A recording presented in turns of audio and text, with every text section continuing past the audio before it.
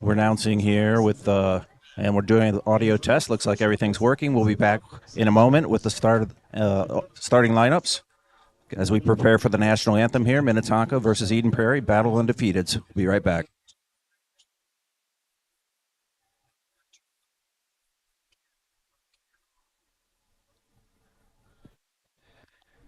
Well, good evening, everybody. Welcome to Einar Anderson Stadium. We are right now about to have our national anthem. We'll pause for that, come back with some color on the game, the starting lineups. But tonight is our salute to service.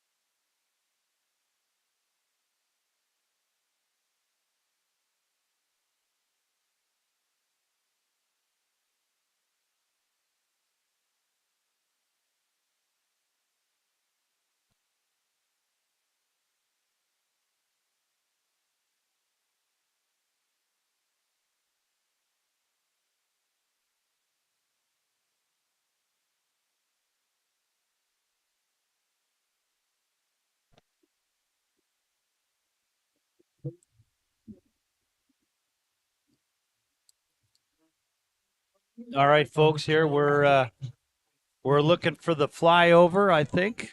Are we at that point? We should have a flyover tonight. It is the battle of the undefeated here in Minnetonka at Einar Anderson Stadium, where the Eden Prairie Eagles will take on the 5-0 Minnetonka Skippers. Two undefeated teams coming here real differently in terms of the opponents they played and some of the score differentials.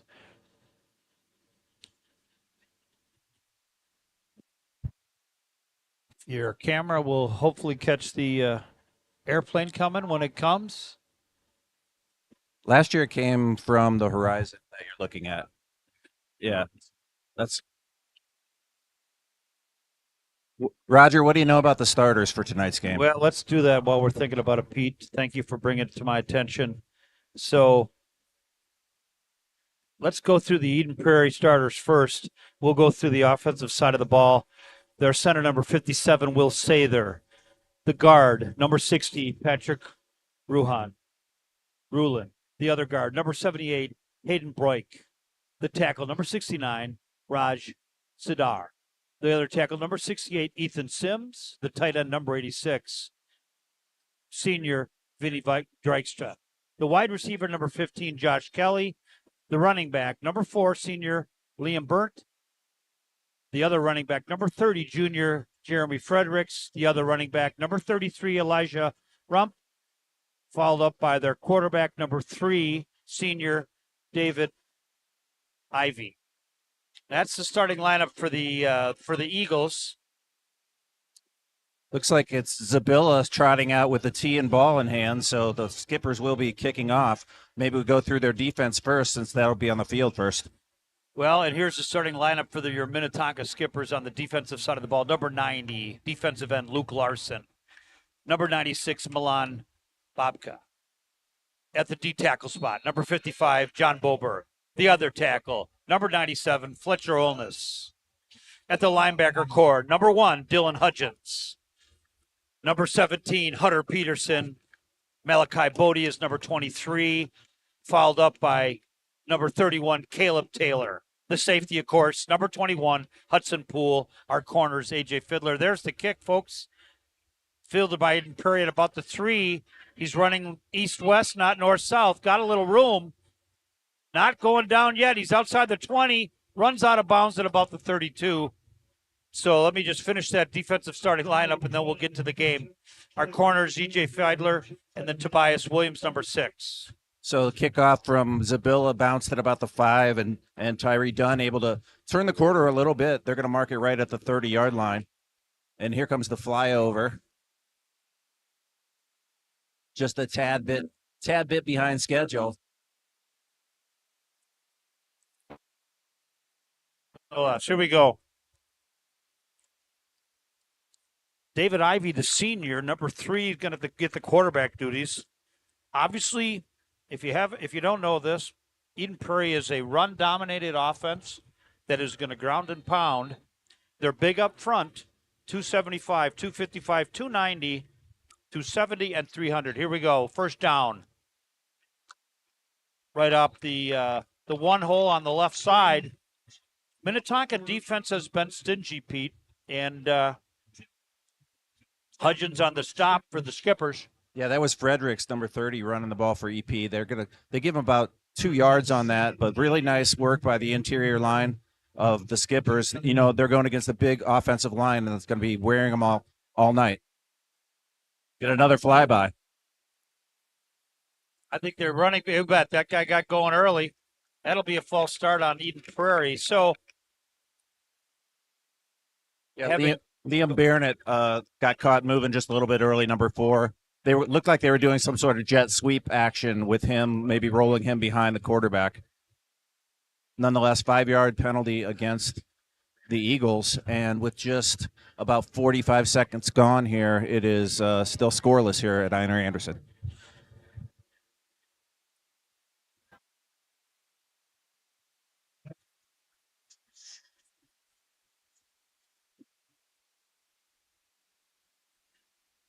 So going to be a big second down here for the Eagles. They're deep in Minnetonka territory. Ball's on about the 27-yard line. Call it a second and 14. Inside handoff there around the left side. Got a little bit of room there, and somehow he gets the first down. They'd like that one back. That's Barnett. Yeah, good hard run there. Looked like it was kind of stuffed up at the line of scrimmage, and he broke free around the corner. So that's going to move the chains. First down. The Skippers didn't give up many first downs in their last home game, but this is a completely different animal tonight when you're talking about the first-ranked Eagles from Eden Prairie.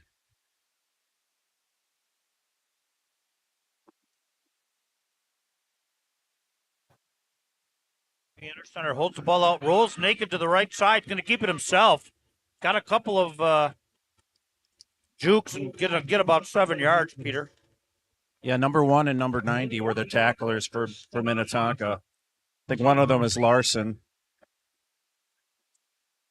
Yeah, number 90 is Luke Larson. And one is Dylan Hudgens. There you go. They partnered up to keep that to only about a 7-8 yard gain. So second and short, this really opens up the playbook for Eden Prairie. You know, they're an 80% pass team. And, you know, clearly Minnetonka's, if you look at the formation, they're loading the box, right? Right up the gut. Drags the guy down, got to have a first down and more. That's Fredericks.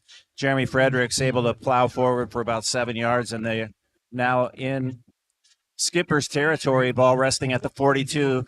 So a couple running first downs to start things off for Eden Prairie after they got pretty good field position on the run back.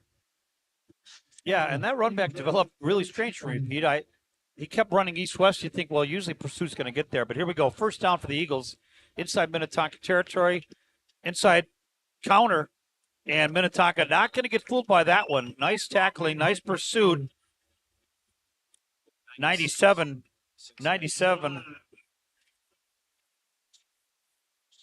Fletcher Olness.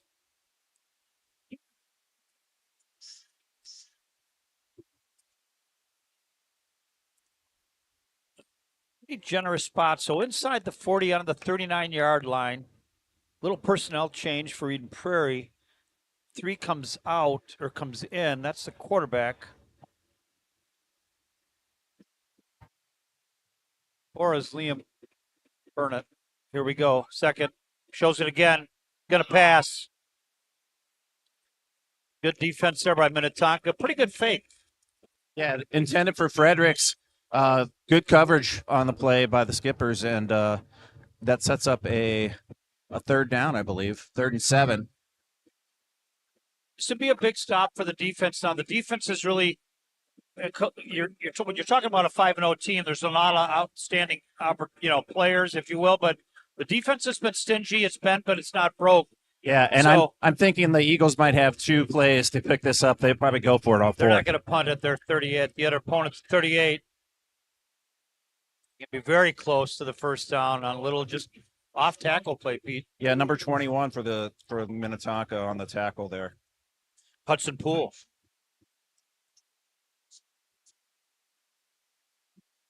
Well, and Pete, I talked about this before the game, but when you have 5 captains and 3 of them are out for the season, really changes the dynamic of your team. So Roman Johnson, of course, out. Milos is obviously out. Phil Worley. So tough thing. Here we go. 4th and short. Handoff left side. Oh, he just breaks through. Had a guy there, and that'll be a first down, but I'm trying to couldn't catch who was there first, but he had a chance to make a kind of a solo tackle. Yeah, 13 for the Skippers. That's A.J. Fighter. Eventually made the tackle, but not before first down yardage was gained. And now we're at the 25-yard line. Big tempo, inside handoff, right up the middle. This time he's going to get stuffed. Everybody and their brothers there. Great stop for Minnetonka. Dropped the ball, but they're going to rule him down. Yeah, Boberg, they give credit for the tackle there, Roger. He was one of the first skippers there, but you're right. There was a host of linemen and linebackers all ready to make the stop there. And, Eden Prairie's game plan has always been kind of grind you down up the middle and then do something on the edge. But again, it's always been a running game. I think we already seen there a big play where the quarterback holds that ball out and then keeps it himself. It's an elongated fake handoff. Here we go. Ivy under center, keeps it himself in my mind. No, hands off. Hard running. Ball may be on the ground. They're signaling Minnetonka. Skippers are. I haven't seen the officials, and now they are. In fact, the There we go. recovery. So big turnover. Talked about the defense. I wish I could see who got it. I tell you what, I think I know who got it.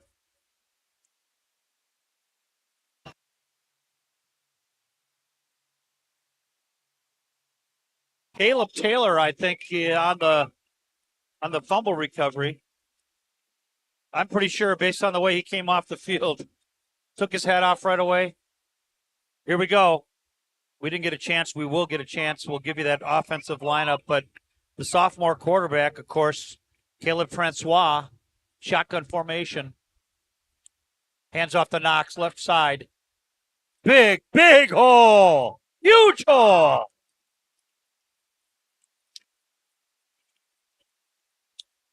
Good hard run by Knox. First offensive play. Wesley Whipkey on the tackle for the Eagles, but not before a nice pickup there.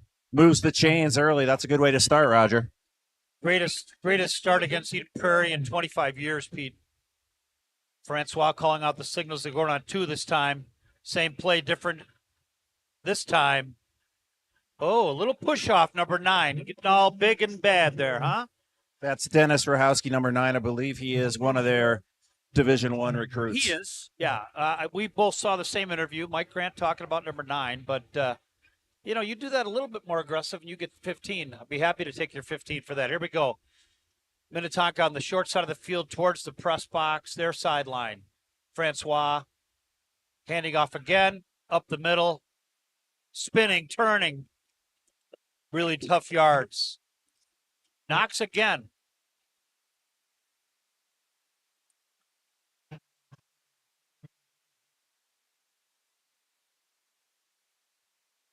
So sets up a third down. We're at 5 minutes and 31 seconds remaining here in the first quarter. Skippers clad in the all black tonight. Eden Prairie white with those red helmets and black pants.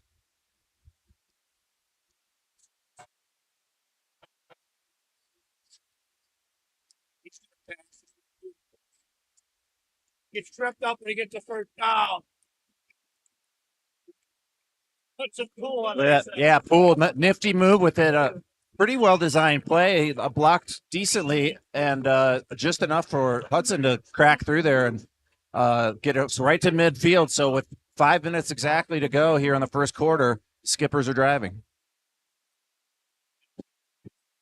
Midfield. There's a blitz, big blitz. Francois is just going to have to eat that one. Gets back to the line of scrimmage. Thinks he lost the ball, maybe. Not sure. Yeah, they're signaling the other way. So they trade fumbles, Pete. And after really a couple of nice first downs from Minnetonka, probably shell-shocking Eden Prairie a little bit. Yeah. And they cough it up. Francois frustrated with himself here on the sidelines. Maybe one of those plays where he got stood up and people were stripping at the ball while he was standing there. We didn't have a great view of it from our side of the field, but the ball did get loose and the Eagles take over at the 48-yard line. So Ivy under center, hands off left side, big hole.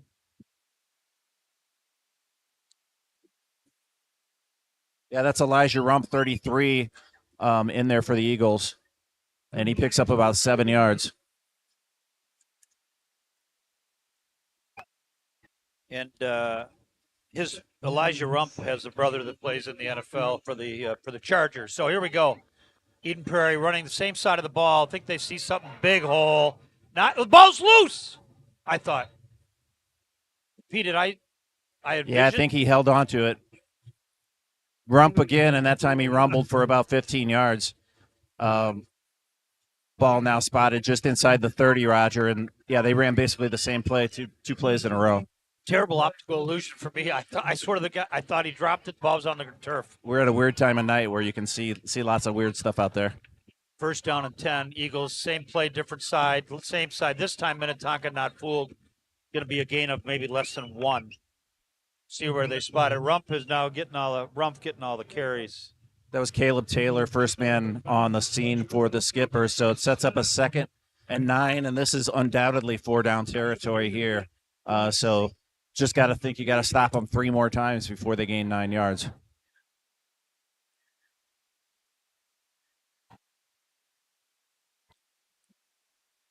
So 2nd and 9, 3:23 left in the first quarter. Handoff, exact same play.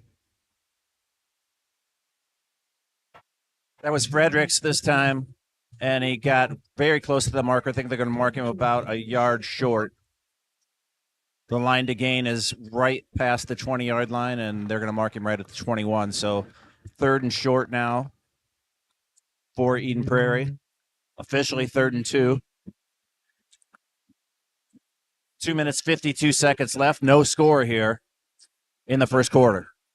Pete, this is a play that you go, well, if they were a passing team, you'd expect something a little different here. But a basic handoff. Fredericks again that time dive right over the right side of the line and able to plow forward for about 5 yards. And it's going to be 1st and 10. Eagles at about the 14-yard line. 2:23 left. We got a 0-0 score. Eden Prairie now in the red zone for Minnetonka. Total tight formation. Nobody split. Left side, 22. Round the left side. Going to get some valuable yards.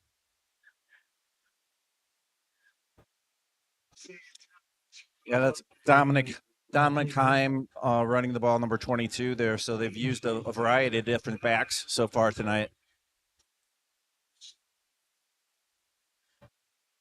Barrett, Fredericks, and Rumpf been doing the bulk of the carries, and now it's 2nd and 5 here. Ivy under center. Hands off. This reverse 2 handoffs. Minute. Very close to, I think maybe, yeah, they're saying 1st down. So yeah, right at the line. That was Hawken Headland on the carry there for the Eagles. And now the Skippers. Oh, no. Looks like they marked him a little short, Roger. Yeah, I checked that. So it's going to be third, call it 2. Ball is at the 6-yard line. Eden Prairie can get a 1st down here and not before they go 1st and goal. Minnetonka needs to make a stop. Handoff, first player, right side. Getting dragged down. He's going to be short of the goal. Yeah, he's short of the goal line.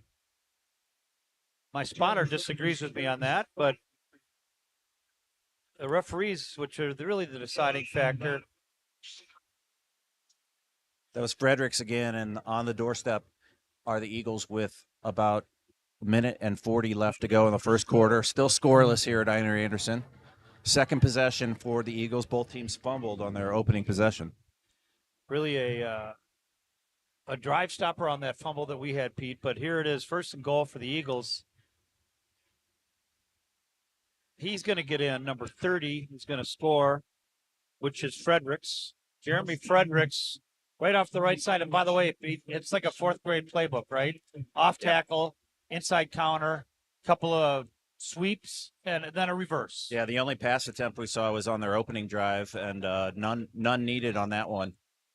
So extra point coming in attempt now for the Eagles. They were set up in sort of a goofy formation, but they go back to standard now. You call that the swinging gate, and I never understood the philosophy on that, but oh, that was a bad snap.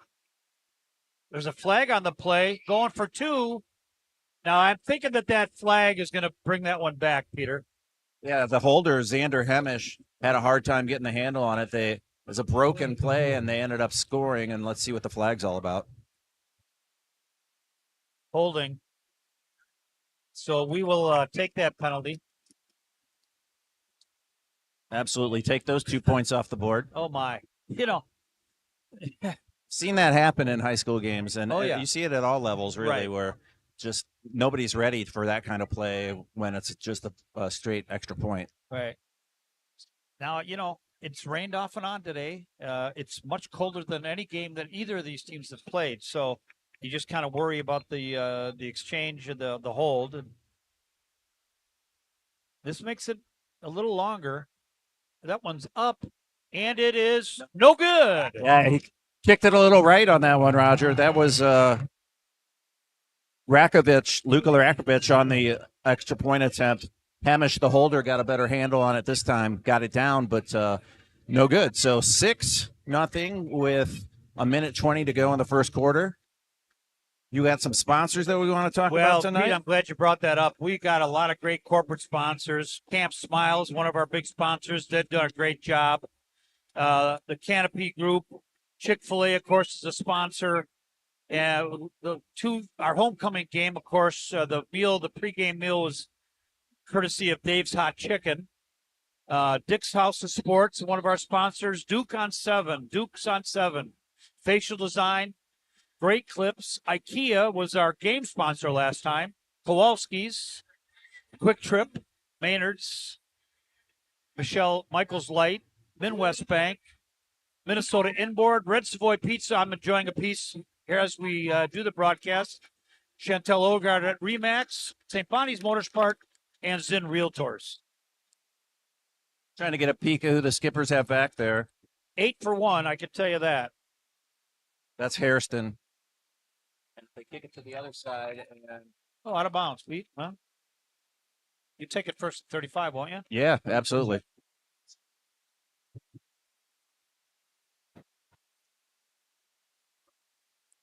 So let's. I don't want to dwell on the injuries. This team is deep enough to have obviously hung on, but at Shakopee we lost Zapka, who's the right tackle, and then Mateus Cullen, who was the senior D lineman, tore his ACL, on top of the 7 that we had out before that. So anyway, here we go. Minnetonka. Francois gonna pass. Got a man wide open. That's Jordan Thompson on the other end of that pass. Nice little pitch and catch for them, and that's a nice first down play. Move the stick about 7 yards and sets up a 2nd and 3. So skippers will put it in play from the near hash. Francois in shotgun. Well, Pete, 2nd and 3 is a great spot to be in. He's going to hand off here to Knox. Knox going to get the first down and more. This is fairly indicative of that first drive we had after our fumble recovery, Peter, where we moved the ball pretty well. Yeah, 2 good plays there. Able to get it to the 46-yard line. Hawken Headland with the tackle for the Eagles on that one, but not before Knox picked up the yards needed to get the first down. So, again, shotgun formation, Francois and Knox in the backfield. Two receivers close in, not wide out. He's going to hand it off to Knox left side. He changes his mind and gets hit pretty hard. Forward progress will get him back to the line of scrimmage. But good pursuit from the Eagles there to fill the backside when he does the cutback. Yeah, Vaughn Feely was one of the ones there initially stepping up from his defensive back position. So, yeah, it just was not blocked the way that that Lucas wanted to. So he tried to cut it back in. Got about a yard and a half. When I'm looking at number 94, this is Mo Sane, and he's 265, but he is a tall kid on the D line there. Well, I'll tell you what, had a chance. Did throw into double coverage.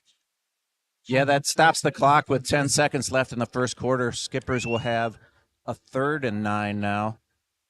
And yeah, I mean, there were two defensive players there, but Francois led him away from both of those players, so could have made a one-handed grab. Now we've got a 3 receiver set way out to the right. Caleb Francois, the sophomore quarterback, behind in shotgun. He's looking to pass again. Just overthrows Poole. Yeah, he was wide open, Pete. He was open. He had separation from both defensive backs back there. Trey Dunn and Alex Nitsky were there for the Eagles, but just a little bit over his head, and it's going to set up a punting situation now with five ticks left. So our punter in the opening game was Milo, and he is of course injured. So we got Zabilla, the place kicker, doing the punting. And he's been punting off and on, so really not a big loss there. Low snap, that one's almost blocked. Credit Zabilla to get that off. Oh my golly! No one thought he was going to field it, and now it's Zabilla slows him down, and from behind, nice pursuit. Well, Keegan Zabilla made that play, and he, like you said, Pete, he let him take a hop on the thing, and then everybody thought he was just going to let it go.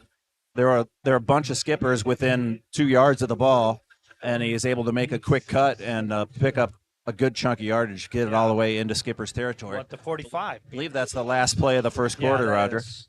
Well, so 6-0 Eagles. Skippers have had the ball twice. On the first possession, they drove to about midfield and fumbled. Second possession, they picked up a first down, got again close to midfield, and were forced to punt. And so this will be the Eagles' third possession. They fumbled on their first and scored a touchdown on their second. Let's talk a little bit about how each of these guys got there. So EP opens up with 48-7 over Buffalo. They play Edina. They get by them 36-14. They go to They play at Prior Lake 28-14. They beat Shakopee 42-28, and then really ran over Wayzata 39-7. Minnetonka, on the other hand, gets a big lead against White Bear Lake, wins 38-7. Get by Wayzata 22-21. Do a pretty good job in Edina 34-10. And then at Prior Lake, they again get by 1 point. So Minnetonka's got 3 1-point games. Got to win the close ones, and that's what they've done so far. Exactly. Ivy now with 2 setbacks behind him. First back gets it left. Nope. Good fake. Throws the ball. Completes it to number 4, which is Burnett. Yeah, Liam Burnett on the other end of that Ivy pass, and he had me fooled too on the play action. Right. Really good hiding of the ball and then rolling out. Well designed play. They don't pass it often, but on that one it worked well for them. Well, when you are a predominant run team and Minnetonka loads the box with 8 guys, there's going to be some mismatches. I think it's the right thing to do. I wouldn't do anything different. Here we go again. Not this time. Ivy keeps it this time, and he's brought down by about 5 different skippers on the scene.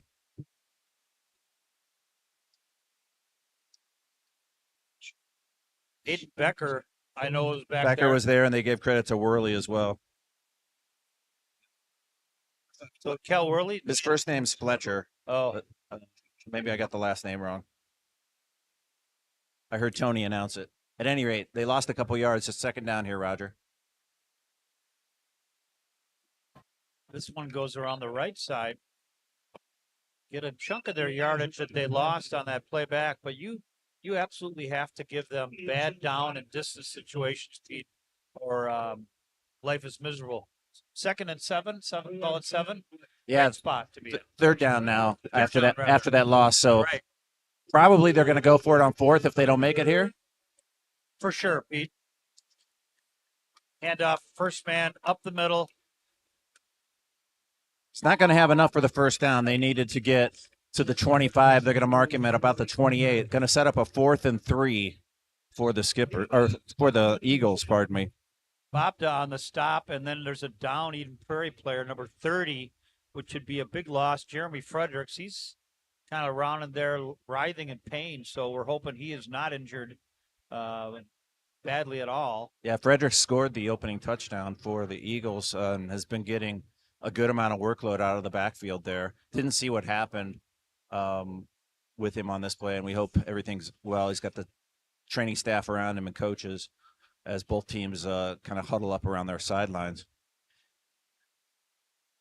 So let's just talk about some other things that haven't been great. We talked about our injuries. Now, we lost Milos, we lost Roman Johnson, Kel Worley on the O-line, Zach Stangus, Charlie Fran, and then Will Harrison was out because of injured, and then Aiden Becker was out, and now we see Aiden back in, which is a good thing, right? I think Aiden Becker's 92.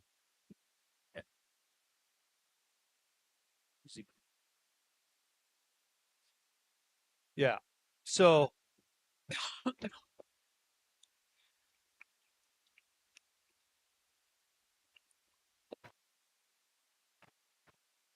Fredericks getting up, but being helped and assisted off the field. Looks like a left knee to me. Left ankle, left knee. Yeah, definitely favoring the left side. Don't like to see that. Nope.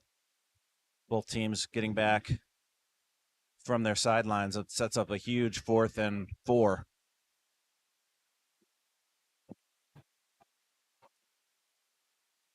Elijah Rumpf checks out.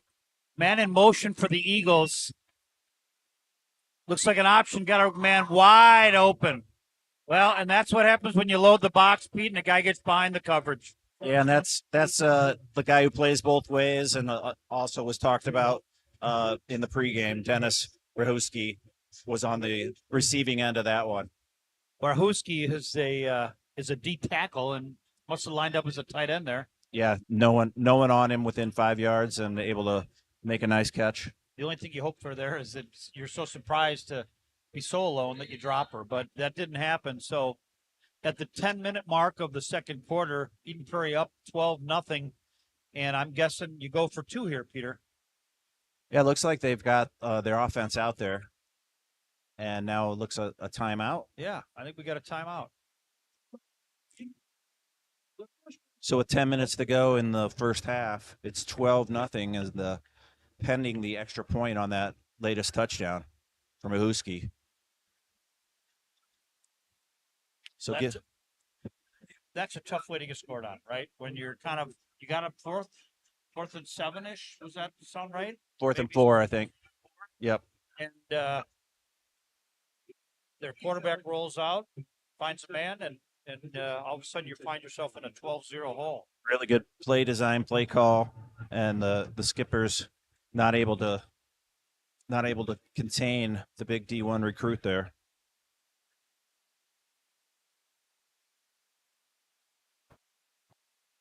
Well, we've had such a temperature swing, and it's dropping. It feels like it's dropping by the minute. I'm going to guess, Pete, that it's about 52 degrees. So here we are for the point after try, and don't see a kicker. So they're going to go for 2 here after they missed their first extra point. And this would be a big stop as much as the missed extra point would be, Pete. Minnetonka jumps a little bit. Handoff, right side. And he's going to get upended, but he's going to get in the end zone. So that one's good. So now it's as if the extra point never happened, or the missed extra point, and it's 14-0. Yeah, they were able to chase that point back down. Heim found a hole on the right side and dove into the end zone for the 2-point conversion. So 14-0 here. Still 10 minutes left to go in the first half, and we're going to have this is going to be a critical possession for the Skippers here. Absolutely need to move the ball. It'd be great to get points, but you have to at least flip the field on the Eagles.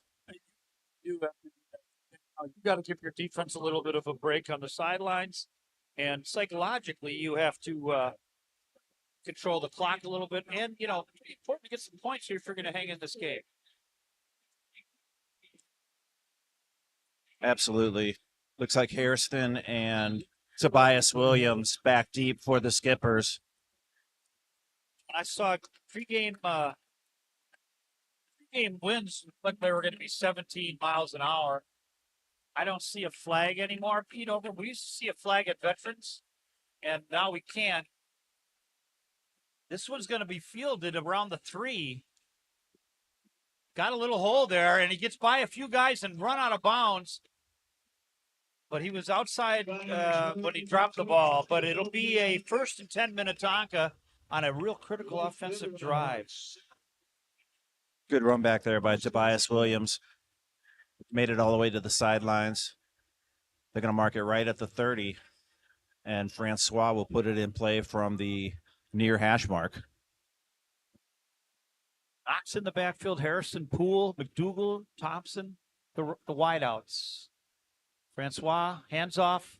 This time to number 85. We saw him a couple times, and what a great block by number 73 for Minnetonka.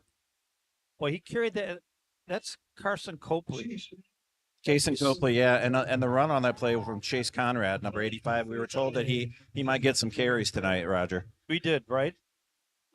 So listed as a wide receiver, but lined up in the running back formation. Well, of course, Knox was back there with Francois the first 2 drives. Looking to run. Going to keep it himself this time. Francois gets spun down, almost gets to that edge, Pete, and then gets caught. And we'll see where they mark the forward progress. Yeah, they are going to give him some forward progress. Set up about a 3rd and 4. Will Diana was one of the Eagles there on the scene, coming up from his linebacker spot, and this is a big 3rd down. Would really like to pick this up. I would expect this, and I think they're trusting Caleb Francois a little more, and he's got his sea legs underneath him, and I would expect to see him throw the ball here, Peter. Trade the tight end, H-back. Francois backs up the pass. Well, they do throw it, but he doesn't get the first down. Duke Richardson's on the reception, and they're going to give him credit for a couple. Yeah, it's going to set up a 4th and 2, and punting units coming on for the Skippers. Just still too deep in the Eagles' territory to let them the gamble there. Yeah, maybe. Yeah, if you're on the other side of the 50, you might go. Right.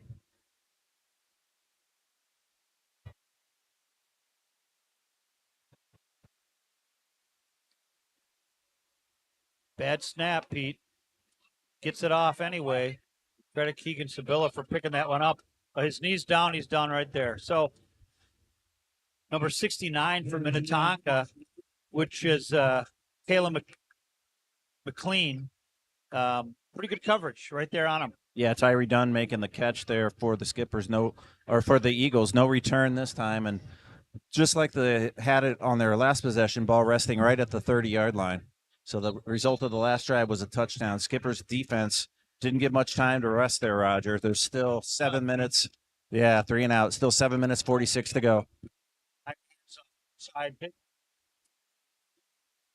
feel like the ball got, I guess I got fumbleitis tonight. And there's not a lot of love lost between these two teams.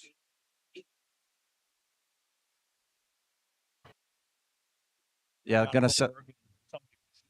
Yeah, a little bit of extracurriculars after the whistle. 2nd and 5, 5-yard pickup for the Eagles there. Scores 14-0 Eden Prairie.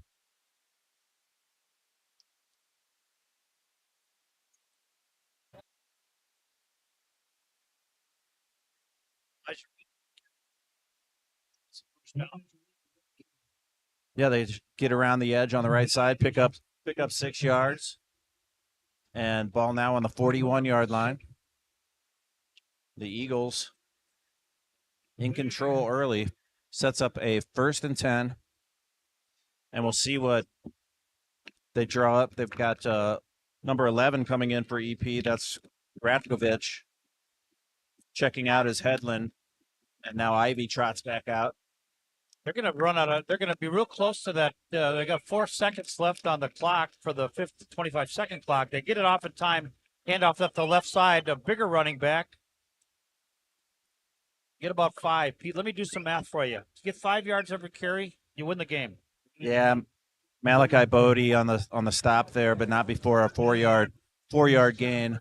Sets up a 2nd and 6. 6 minutes 55 seconds to go. Skippers could really use a tackle in the backfield or a turnover, something to go in their favor here. Agreed.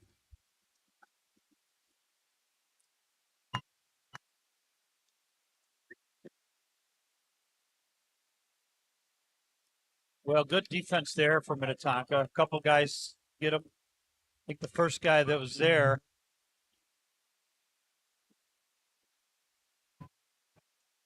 92, Aiden Becker. Well, Aiden Becker had a concussion. He's back playing, so right. He's had a pretty good year. So that was Headland on the carry.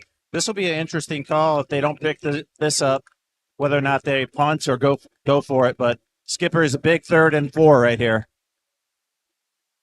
Line to gain is the 49-yard line. Ivy, second back. This time I don't think he's going to get there, Pete. No, they're going to mark him about 2 yards short. He's on his own 49. He needed to get to the Skipper's 49, and we'll see what Coach Grant decides to do. Don't see a kicking unit coming on. He's still talking to Ivy there on the sidelines. I would not expect a kick. Their punter's number 1. I don't see him out there. Now Ivy's gonna be running another play here as quarterback. See what kind of really tight formation. Yeah, double tight end, handoff, right side, first down. Dominic Heim able to squeeze through that hole the offensive line created on the right side, dives forward and picks it up by about 2 yards. So they needed to get to about the 49. He gets to about the 46. Give him 5 yards. Stop, I think, Pete. And, that's tough because you get him into a 4th and even though it wasn't very long, that'd be a great stop there. So first down, Brad News set it down, inside of Minnetonka. Ivy hands off right side. Rump again. Well, it is out now, but I think a whistle before it came out. That was Rump, and looks like he was marked as down before that ball came loose. Boy, that one's.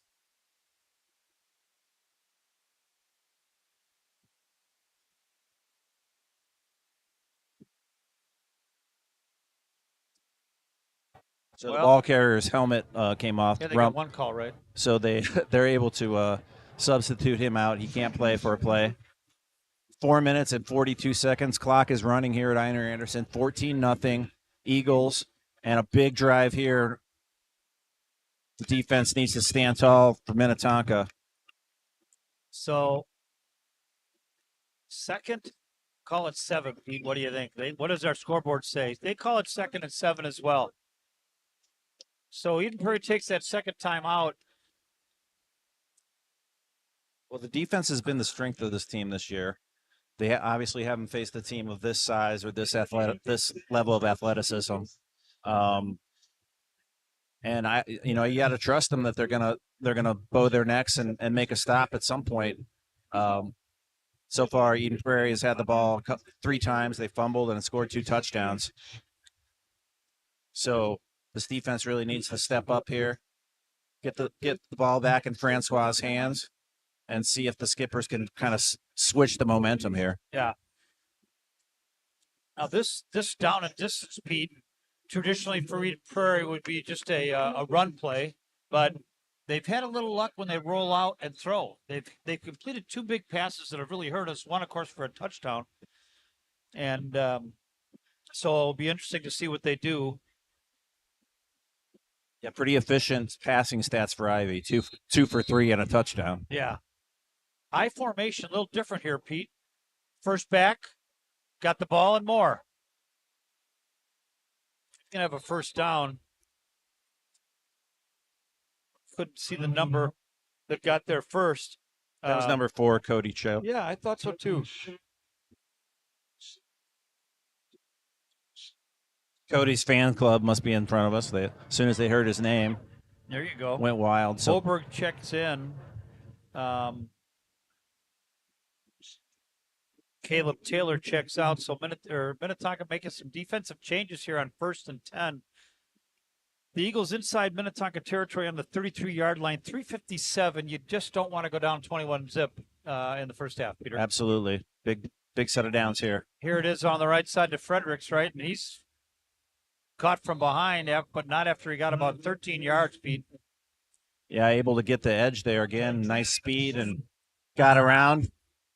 That offensive line on the right side of the ball really getting it done for the Eagles. By the way, I looked up their weights, 275, 255, 290, 270, 300, their guards and tackles. So now we're not small on the D line either. So single wide out, left side handoff. Fredericks can go. Pulled down from the, and that's going to be a horse collar, but he's at the 2, so half the distance and automatic first down. 1 yard penalty. Right. That was the tackle by Tobias Williams, but not before a big chunk of yards picked up, and it'll be set up. I think they're going to mark it the original run at about the 3, so they'll set it at about the 1.5 with the half the distance, or right at the 1. Yeah. It's I think you called it right, Pete. There, it's the ball they say is on the 2, but it's and that horse collar is misinterpreted. It doesn't have to be from the behind. Any kind of a backwards or sideways violent motion, they're going to call a horse collar, and that was a pretty obvious call. So it's 1st and goal for the Eagles. Ball's at the 2-yard line. There's 2:52, handoff right side, and that's going to be a touchdown. So this one quickly slipping away into a bit of a route beater. And I really do think about the fact that if we were at full strength, it'd be a different game. Yeah, you read off the 9 players. I mean, that's a lot for any team to come back from, especially when you've got such a dynamic quarterback as Milos. Got to imagine the offense may be more productive with him, but we've had losses on the defensive side of the ball as well. Exactly. Well, the extra point's been a bit of a question mark for the Eagles, so now that one's, I think, going to be encroachment on the defense.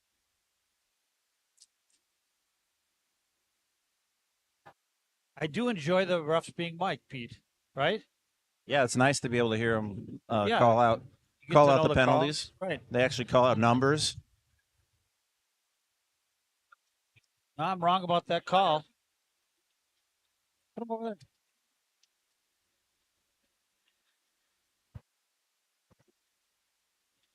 So we've been in this particular situation before, although it was a penalty.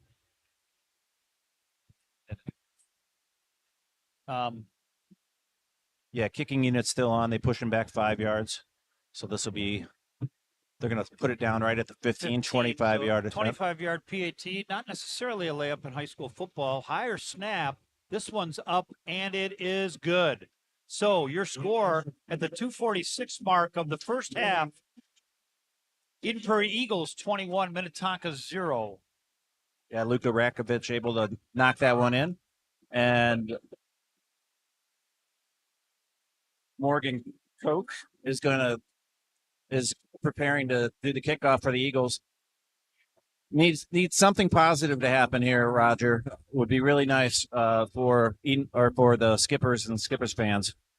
I'm going to tell you a little bit of something positive, maybe not necessarily game related, but we're going to honor 3 veterans, and one of them is a Minnetonka area director for youth football. His name is Mark Thurbush.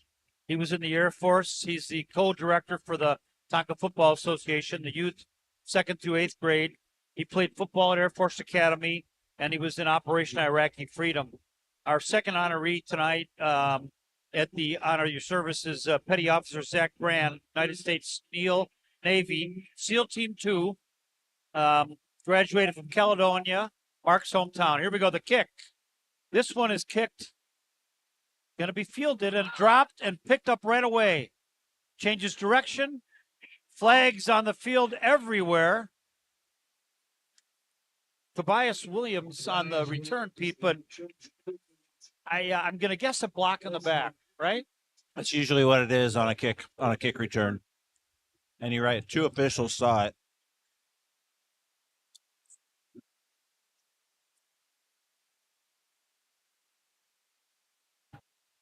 Been a pretty clean game in terms of penalties. Yes. A couple of false starts. The horse collar. The horse collar.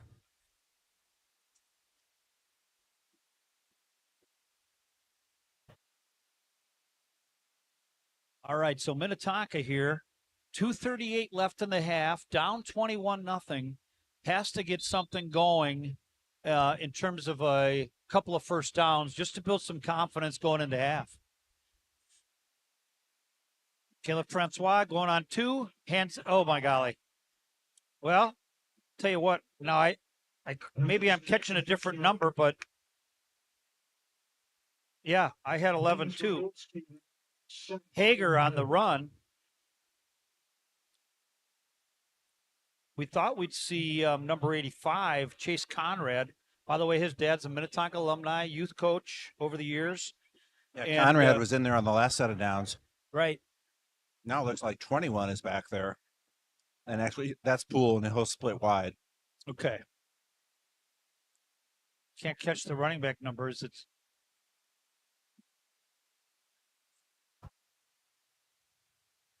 Oh, that's Lucas Knox again now.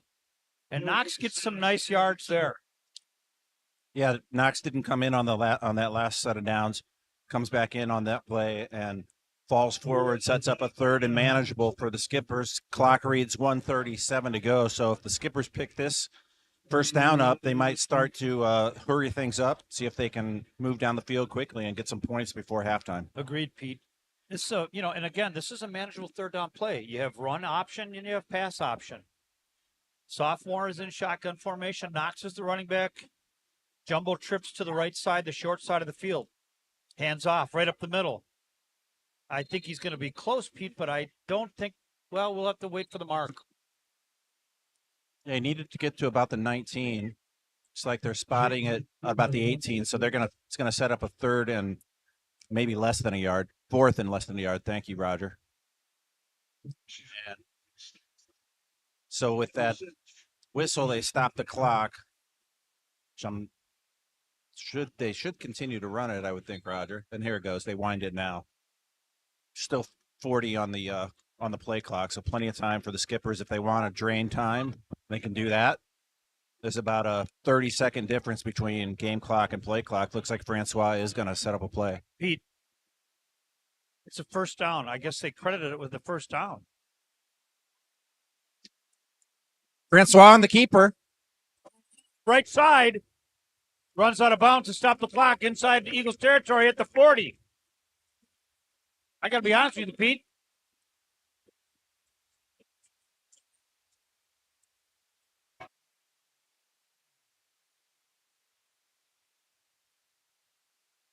Well, 2 things happened there. First of all, I thought it was 4th and short, right? Turns out they gave us the first down. Here we go. Minnetonka in hurry up position. Francois, shotgun. 2 receivers to the left side. Audibleizing.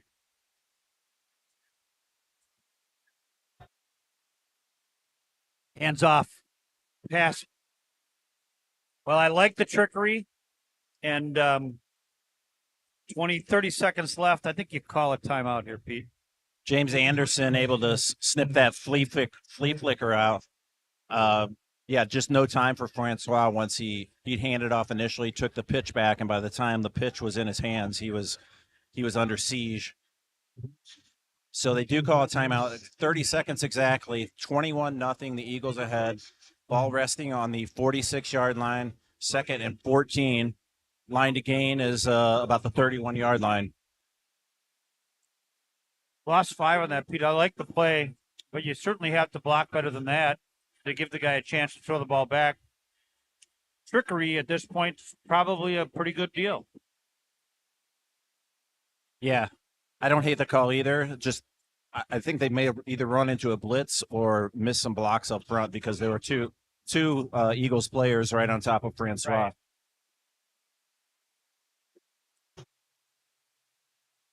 So second down, call it about 15-yard lines. 30 seconds left in the game. Minnetonka inside Eagles territory at, call it the 46-yard line. Minnetonka has 2 timeouts left. Looking to get something going here in the late portion of the second half, or second quarter rather. 2nd and 15.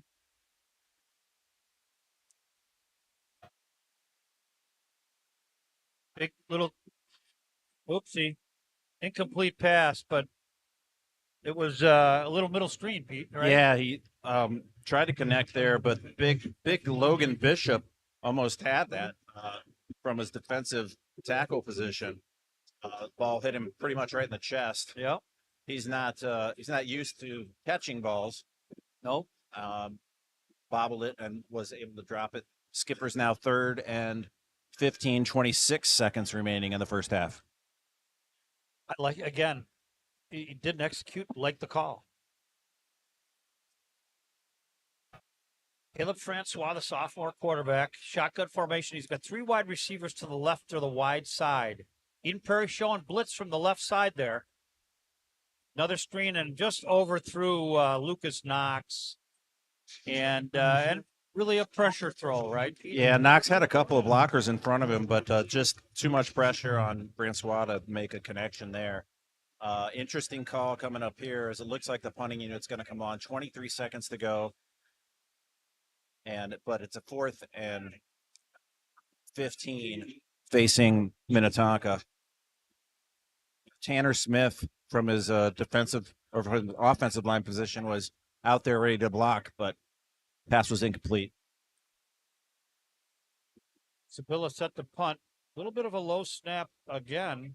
This one's a high, a lot of hang time. Not going to be fielded by Eden Prairie. We'll stop it now. That's fine. Bad look, Pete. Yeah, 8 seconds left, and the ball deep in Eden Prairie territory. That's probably going to be a kneel down or a dive play, and then end the half. We're hoping for a bad snap. Something weird happening here. Yeah, Pick it up. Run in for 6. Right on. Well, really a half that's not completely indicative of the score. Minnetonka's had plenty of opportunities, had some okay drives, gained some yardages, couple fumbles, couple bad things happen, and unable to get any points on the scoreboard in the first half. Minnetonka, or the Eagles on the 2-yard line, call it 1st and 10. They're going to take a knee, and that'll do it, folks. So your score at halftime here: Minnetonka 0, Eden Prairie Eagles 21. Don't go anywhere. We got another second half of football, and hope you stick around. Thanks a lot.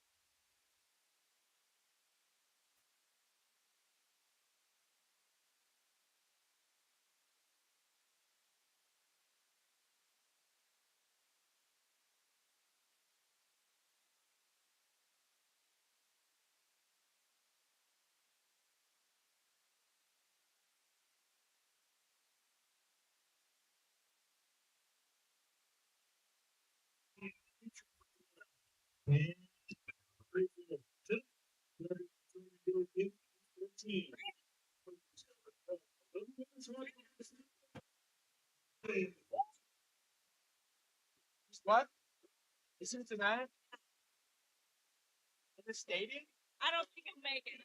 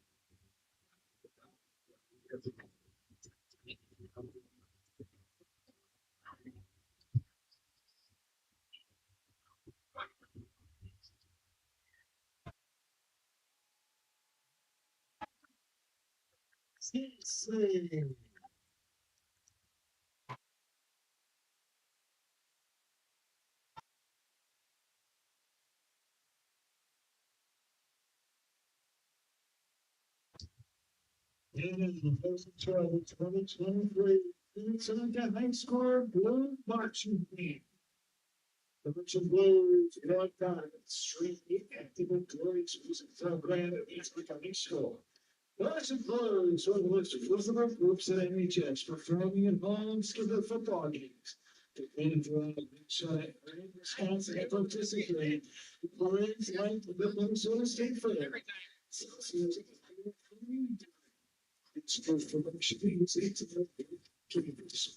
The campus explores different ways for it to be free. It says it portrays the whole doing from more basic things to more intricate forms.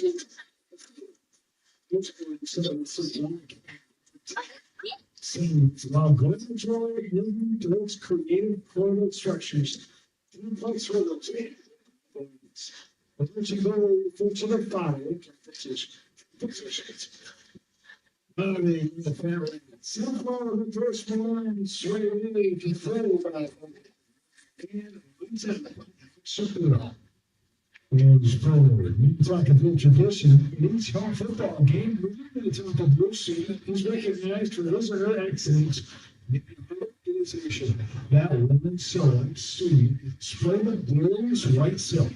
Tonight's recipient of the glorious white silk is Wyatt Marcus. For the glorious white silk is Wyatt performs this show. This is in 2023.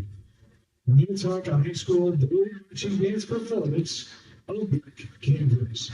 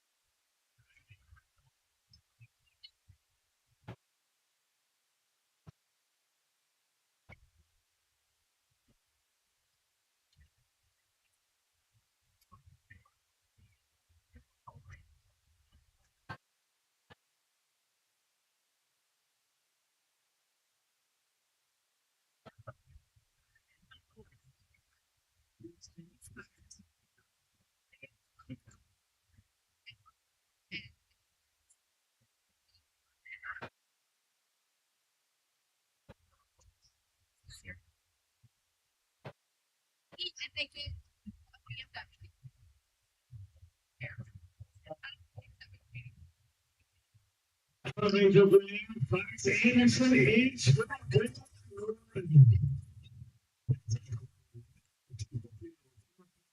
Points.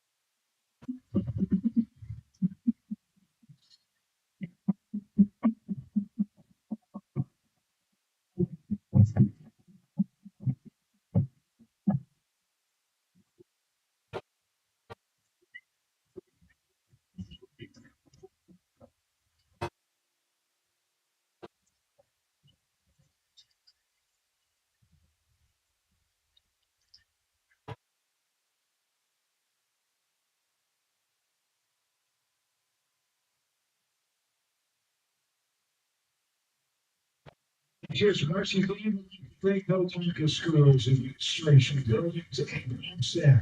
NHS Band Boosters, NHS Booster Club, David Shaw, Coach May, Christopher John Francis Boone, for supporting the marching band at NHS.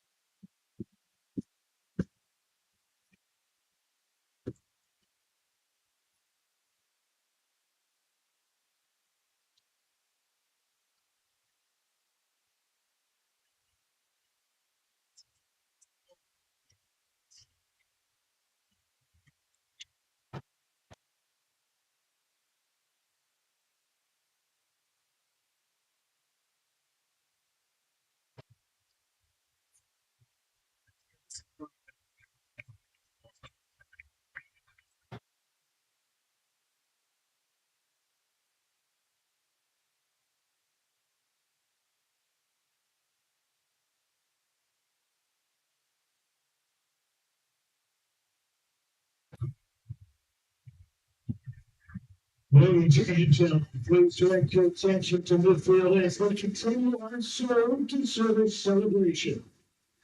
Servicemen and women and families that serve, sacrifice, and sometimes suffer. Families of active duty service members are known as Blue Star families. It's what lost their families in combat in this cruel Star families. For the home of veterans in attendance, they say, please stand so we can say, thank you.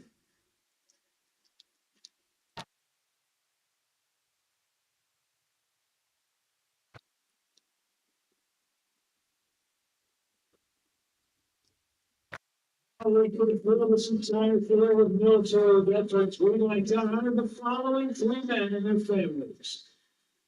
First, we recognize Captain Mark Furbush, United States Air Force.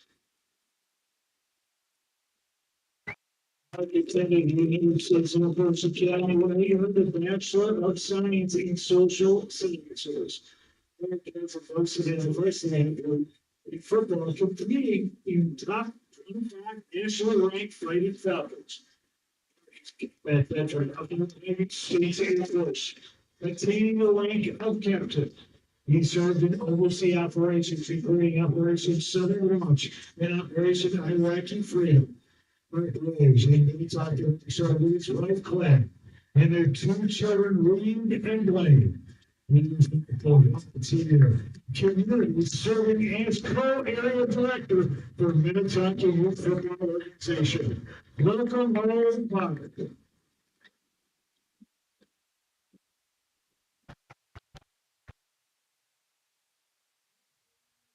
Officer Zach Brain, United States Navy and SEAL Team 2 member. Jack graduated from Minnetonka High School in 2008. He attended and played football at the University of Northern Iowa from 2008 to 2012, graduating with a bachelor's degree in movement and exercise science. Zach enlisted in the Navy. He completed basic underwater demolition SEAL training. He graduated with bugs, class number 300. After SEAL graduation, Zach was assigned SEAL Team 2 Alpha Platoon, where he completed 2 deployments in East Africa. He was awarded the Navy and Marine Corps Achievement Medal with Combat Group. Welcome home, Jack.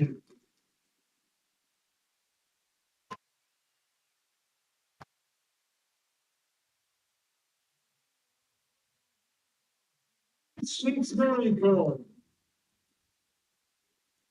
And graduated from Minnetonka High School in 2007. He was a defensive line on Minnetonka football team that went 13-1 and won the Minnesota Class 5A state championship. And he was voted MVP. And received a full honor to attend South Dakota State College League School to join the United States Marine Corps. He started out specializing in explosive ordnance disposal. He later assigned to his most dangerous mission. Exposed convoys of 40-plus vehicles, golf manned turret, in the front vehicle, Mark 19 Venture, 850 caliber M2 machine gun.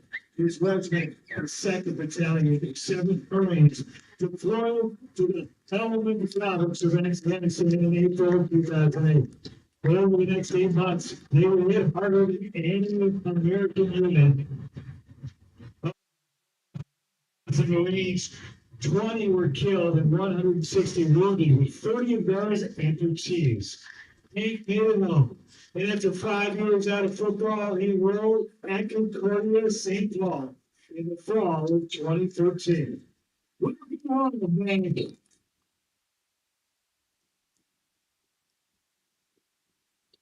Ladies and gentlemen, let's give one more round of applause while we're beginning to protect each other.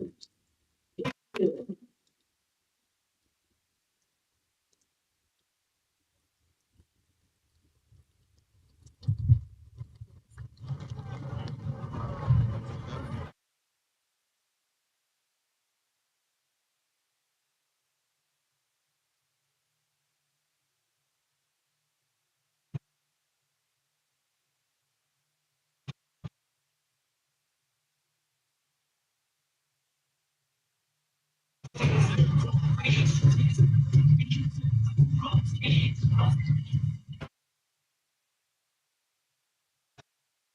to Keep Smile, but food is a daily requirement.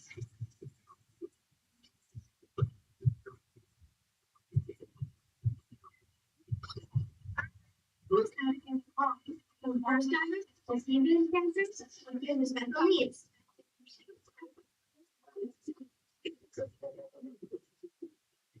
We have specialists in orthodontics, specialists in pediatric dentists. Redefining the one for the pediatric dental experience. Ask Keep Smile, where we always strive to help.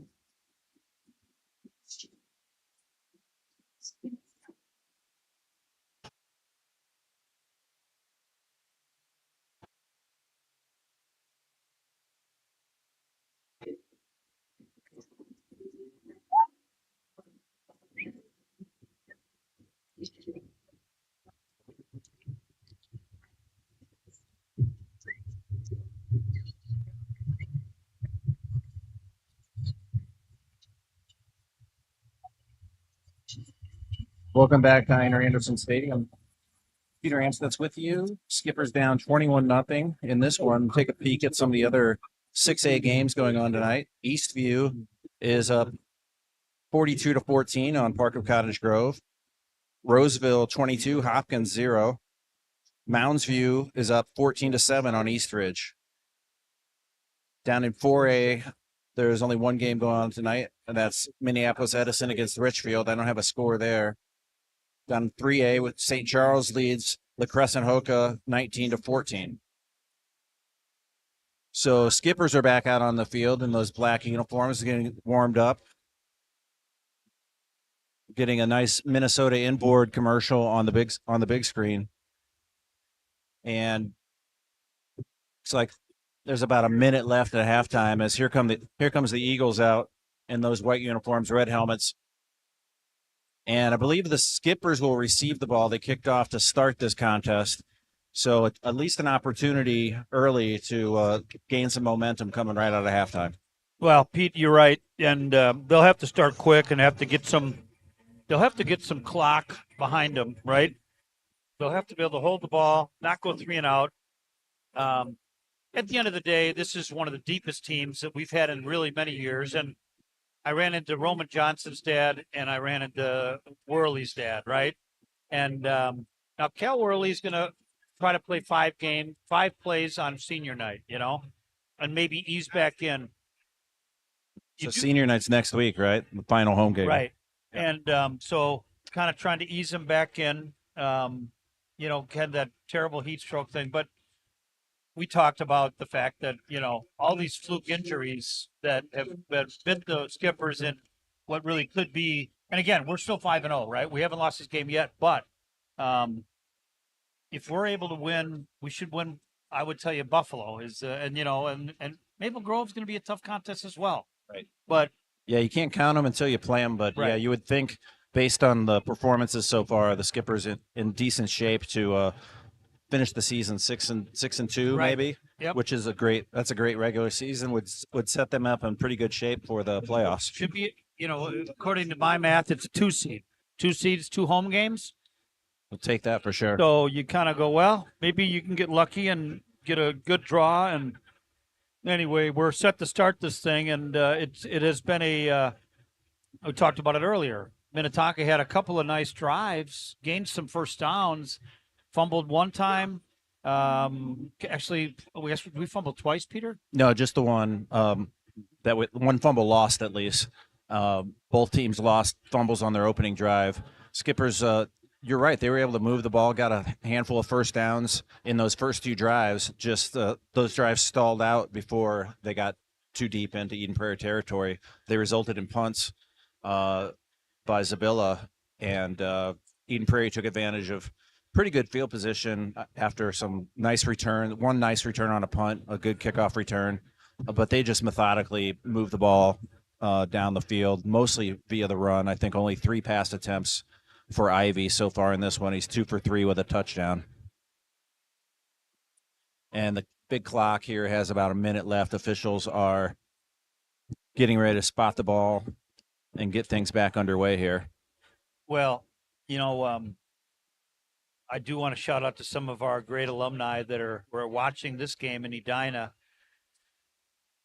Shane Reeder, Sam Grebben, Joe Lenahan, watching the game remote. I think they played golf today. Of course, those were three really good athletes back in 2015 kind of era of graduation. So, fellas, hope you're enjoying the game. Anyway, now I do know. I think Buffalo is 4-1, so maybe that's not quite the layup game that I described, but probably should be easier than Maple Grove, the defending 6A championship, who has obviously lost their first game, I think, and kind of recovered a little bit from there. But nonetheless, we're set for the start of the kickoff. We got 17 seconds left on the clock. Now the clock shows 12, and Minnetonka, with a little luck, gets this one and gets back in this thing. A one score in this drive, Pete, would all of a sudden make a two-score game, and it's a very different perspective. Yeah, twin safeties back to receive this kickoff. It's Williams and Harrison again.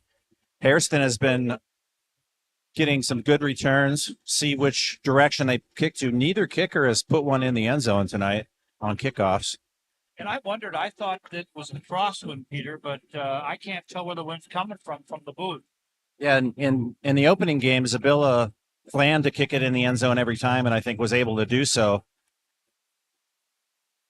This one's going to be fielded at about the 7.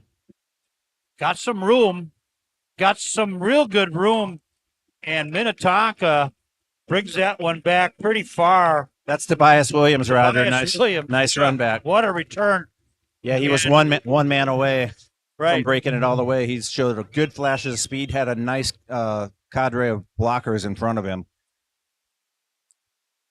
So Skipper's set up in good position here at their own 44-yard line. They trail this one 21-0. This is going to be the first offensive play of the second half. So a lot of time still on the side of Minnetonka here. See what Francois does on play one. Here he goes. He's in shotgun. He's going to have 3 receivers on one side. Hands off, left side. Poole on the carry. And Poole's going to get out and gain about 4. Bring up a second and call it 6, Peter. Yeah, like the play call. Little sweep action. Jet sweep yep. to a wide out. To a wide out coming through. Able to get 5 yards. Ball now resting. Actually, they're marking almost 6 yards, right at the 50-yard line. Poole is going to be split out wide to the right side, or to the left side this time. Sophomore in shotgun. He's going to pass this one. Looking to his left. Got a man. First down and more. That's Poole again, I believe. So Hudson Poole on the first 2 plays from scrimmage on the half and moves the chains on second down of the drive. Yeah, gets about 5.5 yards on each play. Different directions, different play calls, but enough to move the chains. 45-yard line now, 1st and 10 for the Skippers. 11:16 to go. Well, and how, although not the right situation, how fun it is for the staff to watch one of their players, Oh, boy. There's going to be a late hit, Pete. And you know what? I like that call. You see that? I missed it, Roger. Well, just that he was already on the ground, and an eagle came in pretty late and didn't need to hit him. Going to be unnecessary roughness, in my opinion. And, those 15 yards are big and an automatic first down, Pete. Yeah, I was able to catch the replay, and it looked like he came in just a tad late. He was the other player had the Skipper player wrapped up, and he was kind of standing there, and then the second player gave him a shot. So fortunate call. Again, haven't been very many penalties, but that's a big one for Minnetonka. Well, this is the deepest I believe we've been in Eden Prairie territory, Pete. First down, ball on the 27-yard line. Caleb Francois, the sophomore quarterback, looking to pass again, looking left, got a man. Now we got a flag. Now that one I have no idea. Really late flag behind the ball. Looks like it's going to go against Eden Prairie. That's the initial call. Huh. And for the back judge to pick something out around the ball. Right. Another personal foul. Hands to the face. So that's why the back judge had it was on a defensive lineman was trying to block or was trying to rush in and get Francois, and he got his hands up too high on our offensive lineman. Well, that's that D1 guy. Here we go, 1st and 10. Eden Prairie loading the box here a little bit. They got strong part to the right, and Knox on the carry, and perfect setup for that play not working based on their defense. Yeah, they're going to mark his forward progress about a yard. Going to set up 2nd and 9. This is by far the deepest penetration, Roger, that the Skippers have had. And this is kind of a dream coming out of halftime. You finish this drive off, and you really change the complexion of the contest. You do, and it's a if nothing else, it should be at least a big confidence builder. So, two receivers set out to the left. Sophomore quarterback in shotgun. Knox the single setback to his right. Hands off to Knox, left side. And, 94 came in off of, just never got blocked. Yeah, that's most sane. 6'5", 260-pound defensive tackle. And, he came through clean, read the play nicely, and Knox really didn't have a chance. And it looked like there was a hole there until he closed that gap. And, that's the player, one of the two defensive linemen that Mike Grant talked about. Anyway, Skipper's in a position here, maybe pick up 5 or 6 yards, go for it on 4th, see what the play call is. Big play here. Motion, Thompson. Keeps reverse, going to throw it. Got a man wide open. Touchdown, Minnetonka. The double pass, Pete. That was beautiful. Both legs. Jordan Thompson on the scoring end of that one, and the Skippers are right back in it now. Good opening drive, very solid. Helped out by a couple bad penalties from Eden Prairie, but things looking much better for Minnetonka now. 21-6, and Zabilla will come in to try to tack on the extra point. Well, at the 8:55 mark, Minnetonka in the third quarter here gets on the board with a two-pass play. Little trickery, Pete. We talked about it, and here we are looking for Keegan Zabilla to kick it and almost block, but it's good. So your score now in Einar Anderson Stadium on a pretty chilly night here for early October, given the weather we've had, is Eden Prairie 21, Minnetonka on the board 7. We'll get set to kick off and see if Minnetonka can do something else on defense here and keep this momentum going, Pete. Yeah, absolutely. Want to shout out to Red Savoy. Again, they provide pizza for us at halftime. We appreciate Tony Wixo for setting that up for us. And just also want to say hey to Tony. Gives us a lot of pre-game scouting reports, some good updates, insider information about the team that really help us out.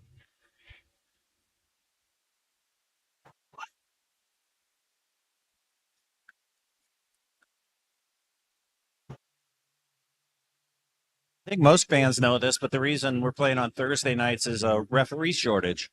So they don't have enough to do them all on Friday. So they schedule a handful of games on Thursday. Skippers have had 2 so far on Thursday nights. And a little bit odd. I said to someone, have a good weekend, because I knew I was coming to the game, and I just presumed it was Friday. Well, it does throw your week off a little bit, I'm expecting not to work tomorrow, but I've got plenty of work to do. Here we go. Zabilla. This one he pounds with and that one's going to be at the 1. You know what? I don't know how number 1. He's on and he gets knocked out of bounds at about the 39-yard line, but I thought he was bottled up back there, Pete, and going to get stopped several times, but does a nice job for the Eagles to get them the position of the field that we were hoping they wouldn't get. Yeah, really nice run back. The answer here is for the Skippers to do something they haven't done tonight, and that's a 3 and out. Right. If this defense can, because if they are able to hold them on this drive, get the ball right back, that could be huge. Absolutely. Momentum swing. See if Eden Prairie does anything different. Here we go. First handoff. They're going to go to the right side, and boy, number 90 was there right away, which is Luke Larson, one of the captains. Luke Larson, yeah. And In fact, yeah, it's Kel Worley's dad asked me at halftime, have you said that, 3 out of 5 of I said, I've said it 3 different times that 3 out of 5 of our captains are lost for the season here. Although his son's going to come back a little bit, I think, on senior night. Here we go. Second down, 8 yards to go. Pitch right side. Well defended. And Minnetonka's got Eden Prairie set up in a, I'm going to call it a 3rd and about 6, Pete. Yeah, I was trying to get the number on the tackler. There was one of the linebackers, I believe, number 31. Yeah, Caleb Taylor came up and made that stop. And so big 3rd down here. This normally when I think about Eden Prairie, I think they'd go for it on every 4th down, but we'll take a look at what happens here if they're not able to pick this 3rd and 6 up. They need to get it to about the 48-yard line in order to move the chains. They're back to pass. He's rolling right, throws it at the last minute, knocked down. Number 6, Tobias Williams on the breakup of the pass. So, but I'm going to share something that I emailed Mark Hesh today, and I said, Mark, 7 to 10 years ago, Mike Grant, in this exact, he was on his own 35-yard line, 4th and about 7, fake punt. Yeah, I was gonna. I don't remember, but it doesn't surprise me. And I was thinking the same thing. The risk reward of a fake punt here, not too great. They might consider it. It's Hudson Poole deep back. Who's the up back there? Who's the personal protector? Let's see. I wish I could catch a number, but they're parallel to us. But I'd be real cognizant about a fake punt. It's a classic Mike Grant kind of a thing to do. And a penalty. I don't know if the play clock is at 0, and that is a delay. You'd like to think that would change your mind if you had a fake punt in, but Mike Grant's a riverboat gambler. Yep. So that makes it 4th and 11 now. Skipper's making a little bit of change in personnel. It's still Poole deep to receive this punt for Minnetonka. Mr. Utility, Hudson Poole. Be nice to get a run back here. Luka Rakovic is the punter. This is his first punt of the game. The down guy kind of lost track of what he was doing there. Well, this one is going to be almost partially blocked. Peter, doesn't matter. It's our ball anyway. Yeah. Well, yep. Minnetonka partial block of that punt, and I feel like could have been 23. Malachi Bodie. 2 players from the left side, Roger. Got there. You go back and look at that, Pete? I just missed it. Nuts. Well, anyway, it is a block punt, and Minnetonka is going to take over a great field position, Pete, and maybe there's some life breathed into the Skippers here in the early. Well, we got 7:14 left. Caleb Francois, the sophomore quarterback, 2 receivers to the left. Pass. Caught, receive, gain of about 5. Stays in bounds. That's Thompson on the receiving end of that one. I like the quick pass coming right out. You're in plus territory. This drive's going to start at the 49-yard line. 6 minutes, 57 seconds to go. Clock running, and Skipper's in business here. Well, again, Pete, we talked about it earlier. You gain 5 on first down, really opens up your playbook. Absolutely. 2nd and 5. Handoff, right side. Gets by one guy, stiff arms another, railed out of bounds, and yet they got the clock going. Yeah, that's Chase Conrad back in. This is his 2nd series as a running back. Able to turn the corner a bit, get a couple yards, sets up a 3rd and 3. Skipper's line to gain is the 39-yard line. Well, Pete, this is 2-down territory, in my opinion, down by 14 points. So it's 3rd and call it 3. On the ball's on the 42-yard line. Francois calling off signals. Eden Prairie comes up in press coverage on the wideouts. High snap. He's just going to take it himself, and I think that's a first down. It's right at the line to gain. Looked like the original call was to be a handoff, but because of the high snap, I think Francois just said, I'm going to take it myself. I'm going to go. What a heads-up play for a sophomore, Pete. Absolutely. Gets right at the line, just past it. Ball resting between the 38 and 39 yard line. And the Skippers now with 5:47 to go. First Brand new down. set of downs. First down. Caleb Francois calling out the signals. Going on 2 a lot. Here's the handoff to Conrad again. And this time he's going to get back to the line of scrimmage.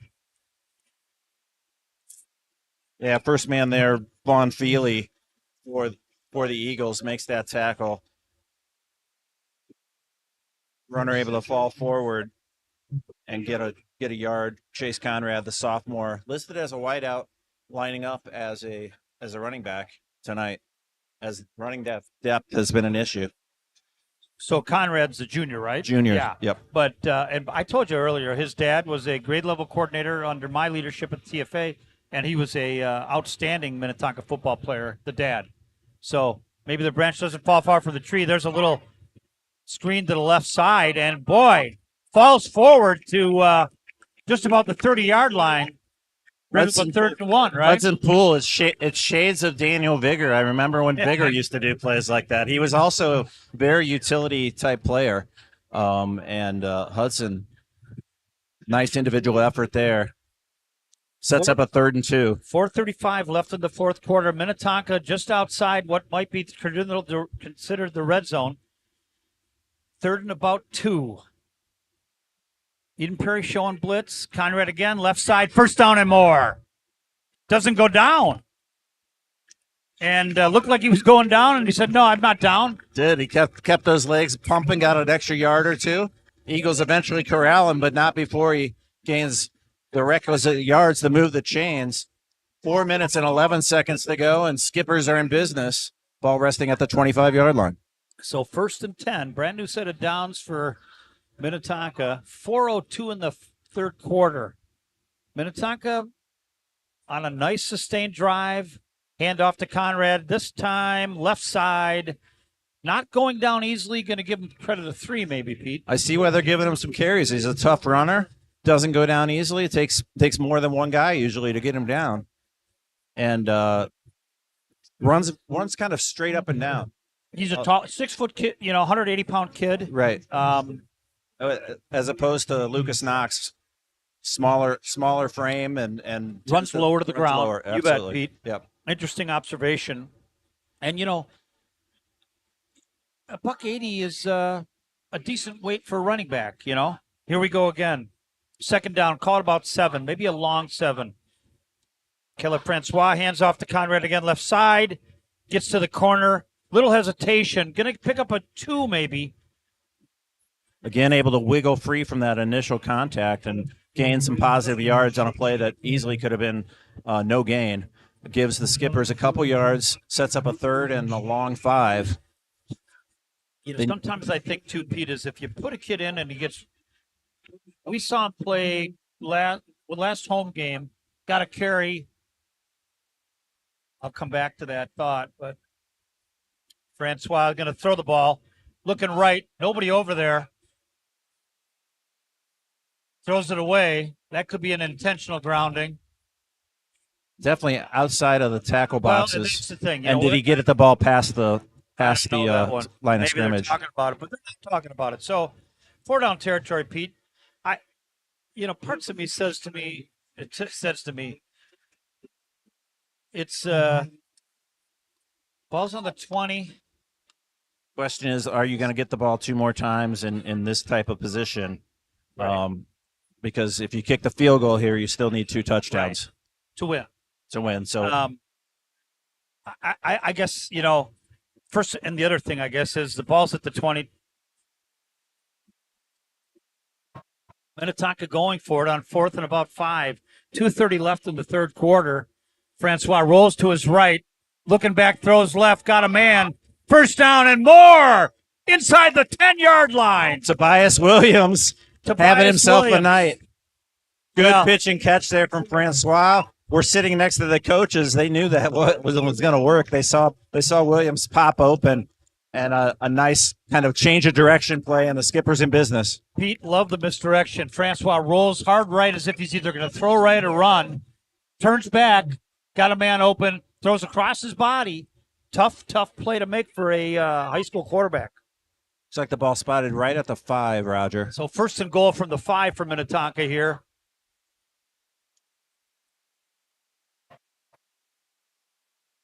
He's going to keep it himself this time. Weaves back in, meets a pretty significant Francois keeper. I think he gets back to the line of scrimmage, but not much more than that, Pete. Yeah, it's not designed to run the whole way. Able to elude the first tackler and gets back to the line of scrimmage. And maybe they do credit with him for a 1-yard gain, Pete, but I think I'd like to see them throw the ball in the end zone. Me too. Here we go. Now they're showing blitz on right side. He's going to keep it again. Get very close. The pile pushes him forward. They're not signaling. They're calling for a third down, but he's got to be at the 1-yard line, Pete. This far side official walking just between the goal line and the 1-yard line with his foot. He's at the half-yard line. Yep. And the hurry-up offense now, Roger. Try to get him in a personnel mix-up, and he's going to keep it himself. I think they might have snapped it directly to Conrad. Okay. Minnetonka coming back in the third quarter here and making a bit of a game of it.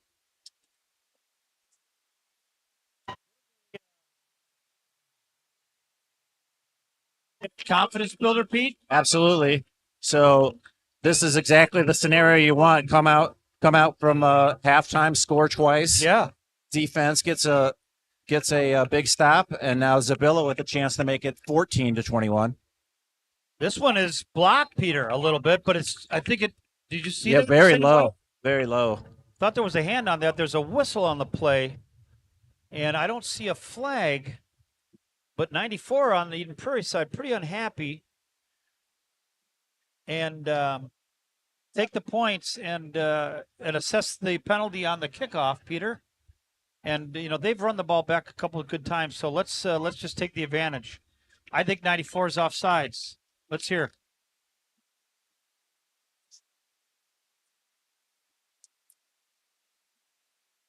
So that'll be assessed on the kickoff. That's a second personal foul?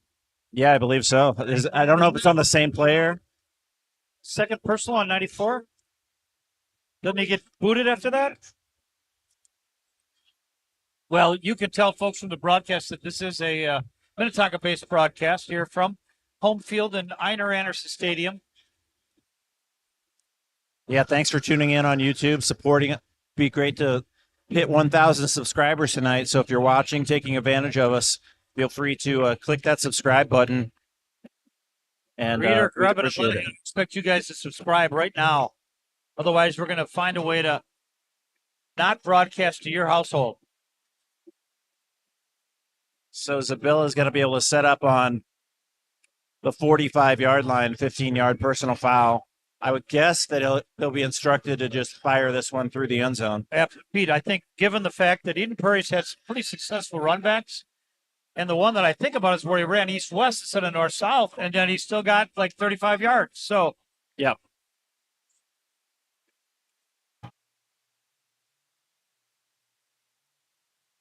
Well, if you just joined us and you took a little longer break, Minnetonka scores 2 quick ones in the third quarter. We got a 1-score game, 21-14. Zabilla's kick, they're intentionally kicking it in the field of play. Well, it worked out, Roger. Talk about a quality kicker. A high spinning kick. Pooch type That's thing. right. And he goes, hey, you know what? You get it at the right spot. We get him inside the 10. Yep. And sure enough, they did exactly that. And Keegan Zabilla, number 3, one of the preseason really all Metro picks. That's a hard kick, Pete. That is. That's beautifully executed. Yep. Joshua Kelly was on the return there. Really had there were so many skippers down there, had nowhere to go. So 1st and 10, Ivy will take snap. Oh, they're a little mixed up in the backfield, I thought, and yet number 4 seems to have found a way to get 9 yards. So Liam Burnt. Barrett, I guess, yeah. So at least 4 different running backs so far tonight. Good depth on the Eden Prairie side at the backfield spot. Haven't seen their quarterback run a ton, but they got, instead of 9, they got 10. Here's the handoff again. Oh, he went out of bounds. So, and now they give it to Rumpf. Rump. We've called his name a number of times tonight. Yep. So working their way out of the shadow of their own end zone, Eagles now get the ball all the way on the 22-yard line, 2nd and about 6. And we're ticking down, only 41 seconds left in this third quarter. So probably the most impressive quarter of football that the Skippers have played. 2 touchdowns against Eden Prairie is no easy feat.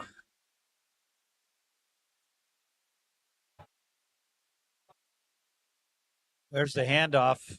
Left side, going to get some yards. Post to Skippers there. Yeah, the ref's definitely waiting to blow the whistle, letting the play run out. That was Rumpf again. Sets up a 3rd and short. Well, Aiden Becker, I think, was the first skipper that got there. I got a text from Mike McCullough. Apparently, the nose guard bowled over the long snapper, and you can't really hit the long snapper you can't on hit any. the center on a long snapper is next in a vulnerable position. So, Mike, thanks for the update on that. We knew there was a personal foul. They called it on the holder, I thought. Did the ref call it on the, like, a personal foul? We know who he called it on, but Yeah, I don't know who. or what he described it differently than what we saw. So Right. nonetheless, So timeout on the field. Just that was the final play of the third quarter. So we're going to switch ends here. Skippers will be back on defense again. Eden Prairie setting up for a 3rd and short. Big play here, Roger. well, it is, Peter. It's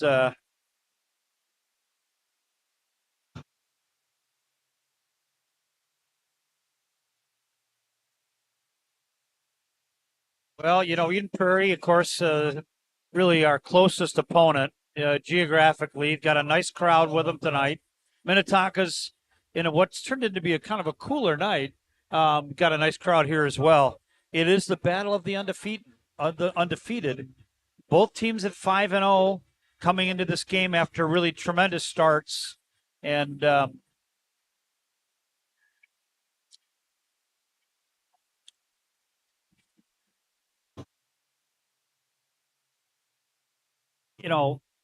one thing I would say from momentum perspective, Peter, is that momentum has certainly swung in favor of the Skippers. 3rd and 1, tough play to defend on a team that's a pretty run dominant squad. Yeah, it looks like Ivy's going to line up under center. Yeah. He may call his own number, Pete. No, he doesn't. He hands off, and it's going to be a big first down. And frankly, Was that Hudson Poole basically saving the touchdown? Becker and Poole, I think, on the stop, but it was not close on that one. So gains about 6 or 7, Pete. And Minnetonka now in the early goings of the fourth quarter is thinking about getting that ball back and getting their offense on the field. But before they have to do that, they've got to stop the Eagles. Number 20, Jack Taddy checking in as a D-back. Here's the play. We're on the left side. He's going to run out of runway. Knocked out of bounds. And Yeah, Ivy looked like he was going to keep it the whole way, not able to make it around the corner there. They're going to mark him forward for about a yard. Going to set up 2nd and 9. Fletcher Olness checks out from the D-line. So we're platooning our D-line a little bit. We're doing a lot of platooning on defense, maybe keeping these kids a little fresher. So 2nd and long here, 11:31 in the game. Hand off to the second back. And, boy, what a nice, Taddy, I think, on that one. Runs him right out of bounds. It'll bring a 3rd and long, Pete. Yeah, two running attempts over on that left side, and 2 times the Skippers have risen to the occasion. Cody Chow in the game here. So, well, this is the defensive play of the game so far, Pete, and I know that could change. Right. So it'd be big. Well, 3rd and, and 9. I understand that you're a 6A powerhouse, but when it's third and 10, do you not have to consider throwing the ball? Now here's what I think they do. They do that long extended handout. Quarterback rolls out to the wide side. They've had little success. They're going to talk about it, Roger. Yeah. Timeout EP. I would tell you right now. Now again, Mike Grant's won more state championships than anybody in the state that's still actively coaching. Right? I think I can make that statement without any research.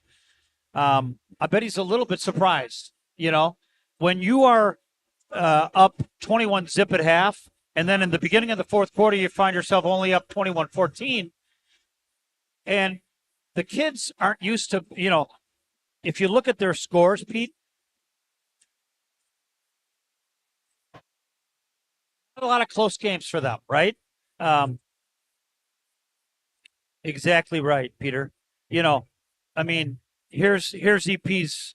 They gave up 7. They're 14-14. They did give up 28 to Shakopee. And anyway, I would guess they're. I would look for a little trickery here too, as well, Peter. Let's reset it for you. 11:26 left in the game. Minnetonka down by 7. Eden Prairie on their own 39-yard line. Fake handoff. Looking deep. Got a man outside. Gets it. We whiff, but and you know what? Had they made that tackle there, that would have been short, Peter. Yeah, a couple attempted arm tackles You bet. that were short of the line to gain, and a nice finish off of that run for Eden Prairie, and they do go to the air when they need to, and Ivy connects. Well, and you know what? It was basically that fake handoff, roll right. We called that play. So it gives Eden Prairie a new set of downs. 11:03 left in the contest here.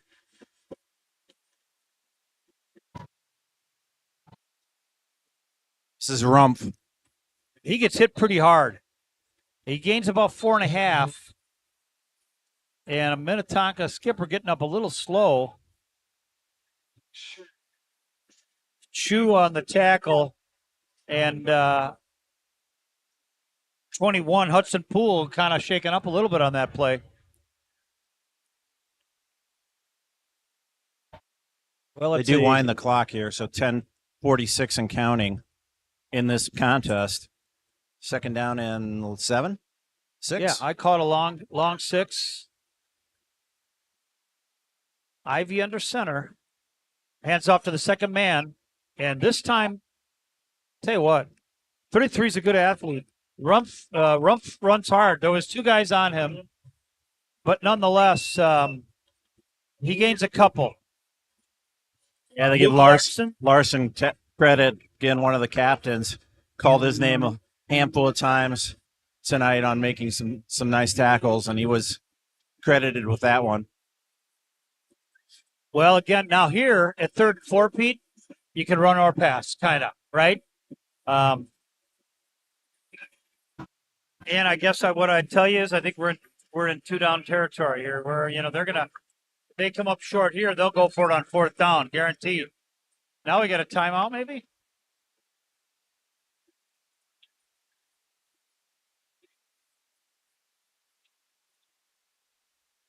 Okay, well, apparently, somebody played music, and now they're going to reset the play clock to 15 seconds.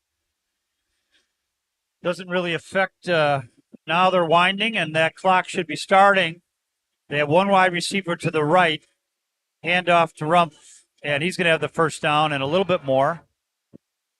So this is what we saw in the first half. Eden Prairie able to just sort of enforce their will and run the ball, and Rumpf able to move the chains again. Ball now resting at the 36-yard line. Well, first and 10. And Rumpf's listed at 190, but I think he's fast and strong. So Minnetonka needs a stop here.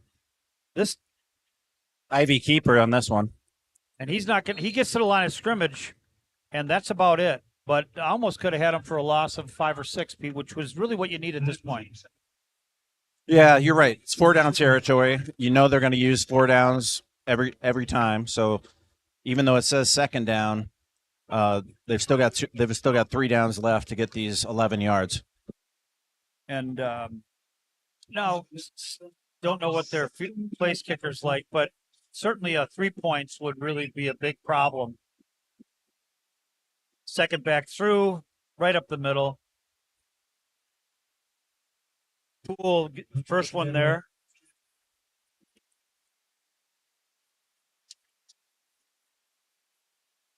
Milan Babka, 2 on the stop. Aiden Becker comes out. It's like, I think I'm tracking that number right. So 3rd and about 5.5, Pete.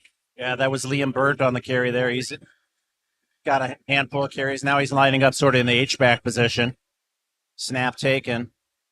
Around the right side here is Rumpf. He stumbles forward, and I think he's right about at the line to gain, Roger. Yeah.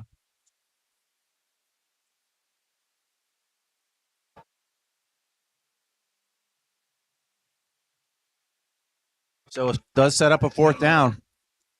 Well, 4th and 2, Pete, here. And now 33 coming off? Or do they call a timeout? No. Well, I wouldn't take 33 off right now. Would you? Yeah, he's been their workhorse, so see what they do. They do bring Burnt back on. He's carried the ball a number of times. We'll see who else is in the backfield for the Eagles, and it looks like a timeout. So Eden Prairie takes their 2nd time out of this half. And well,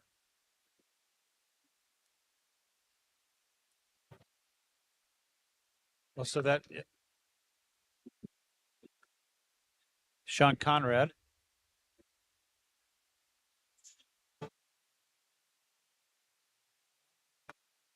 Certainly looking out for his son and his son's team. Yeah, so big play again here. We've said it a number of times, but if Eden Prairie is able to get this 1st down, the clock will wind down under 8 minutes, and they continue to run, don't go out of bounds, the clock is going to become a factor here in this game. Agreed, Pete. You need to make a stop here if you can, and really what Minnetonka needs is a turnover here.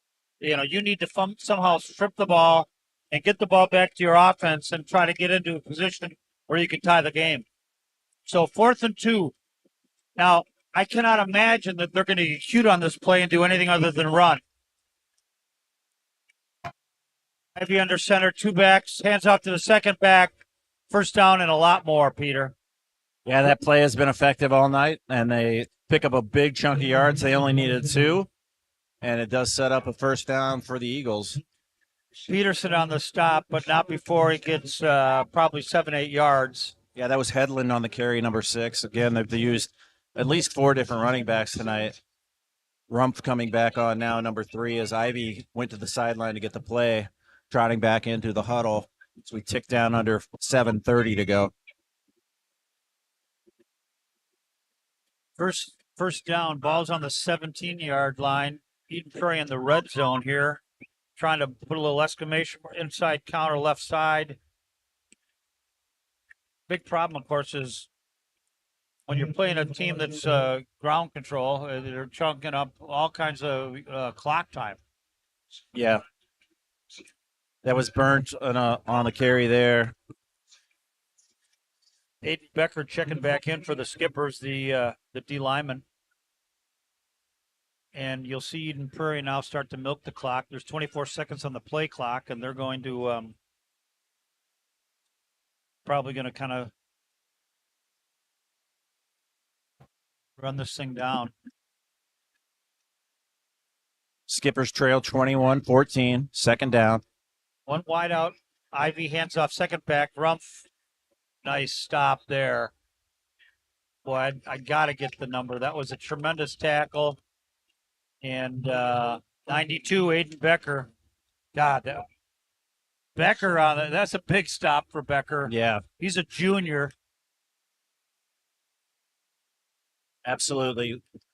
Sets up another 3rd and about 4 here, Roger.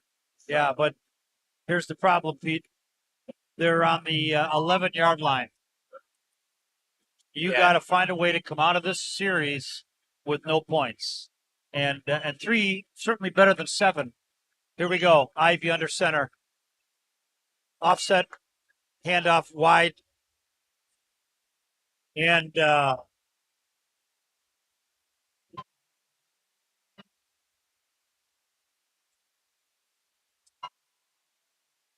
Cody Chow on the stop. Great stop there by Cody. Steps up from his linebacker position, puts a big lick on the running back, and sets up a 4th and 3. Once again, Pete, 4 down territory. And yeah, EP needs to get to just outside the 7-yard line to move the chains here on 4th down. I know I said we had a defensive play of the game 2 other occasions, but this now becomes the defensive play of the game. 4th and 3, handoff, left side. When they need yards, they tend to go to that play, Roger. They do. And been effective. It is a first down. That's tough. Well, gonna set up a 1st and goal. EP. Clock is down to 4:50 to play in this contest. Minnetonka needs a little lightning in a bottle here, Pete. You need a bad snap. You need to exchange you need to strip the ball a little bit. Something to get the ball back for the offensive side. Maybe scoop and score. Something magic. Yeah. Any kind of stop would be great here, Roger. Yep. 1st and goal from the 6, Eden Prairie on the left side. Handoff 22, and very nice hit, but going to get a couple on that one. Dominic Heim on the carry there for the Eagles, and it looks like the skippers might start using their timeouts. Right.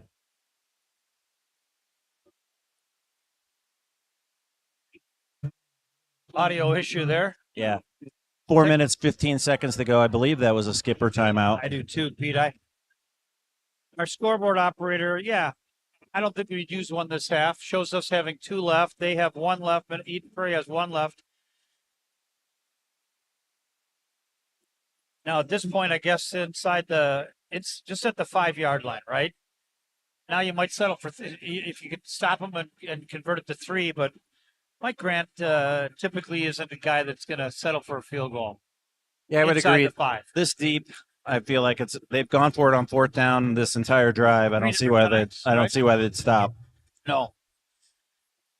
Well, the defenses have to come up big. You know, one of these big tackle for a loss, something like that.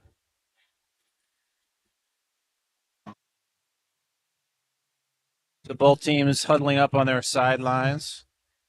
Eagles break the huddle. Head back towards the line of scrimmage. Ball resting right at the 5-yard line.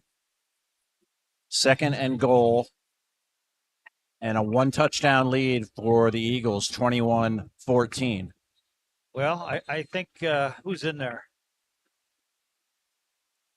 I don't see 33, so handoff, second back around the left edge. Going to get stopped. Going to get a couple, Pete, but that play now getting cut down a little bit.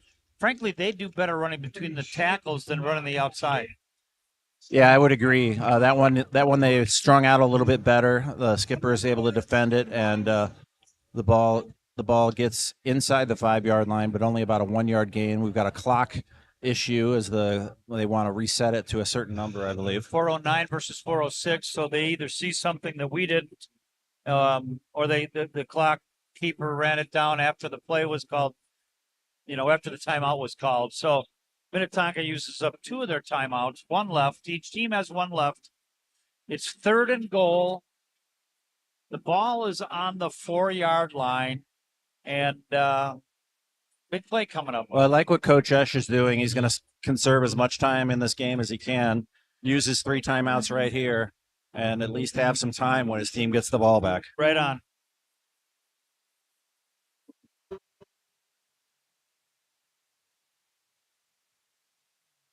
Third down, Roger. Tony Delo giving the 3rd down call here. Oh, false start. Well, yeah, a little movement there. A lot of movement there. Headland. That one's going to clearly be a illegal procedure false start. So 4 and 5 is 9. That should be set at the 9. It's like a microphone difficulties. They're trying to reset the clock again.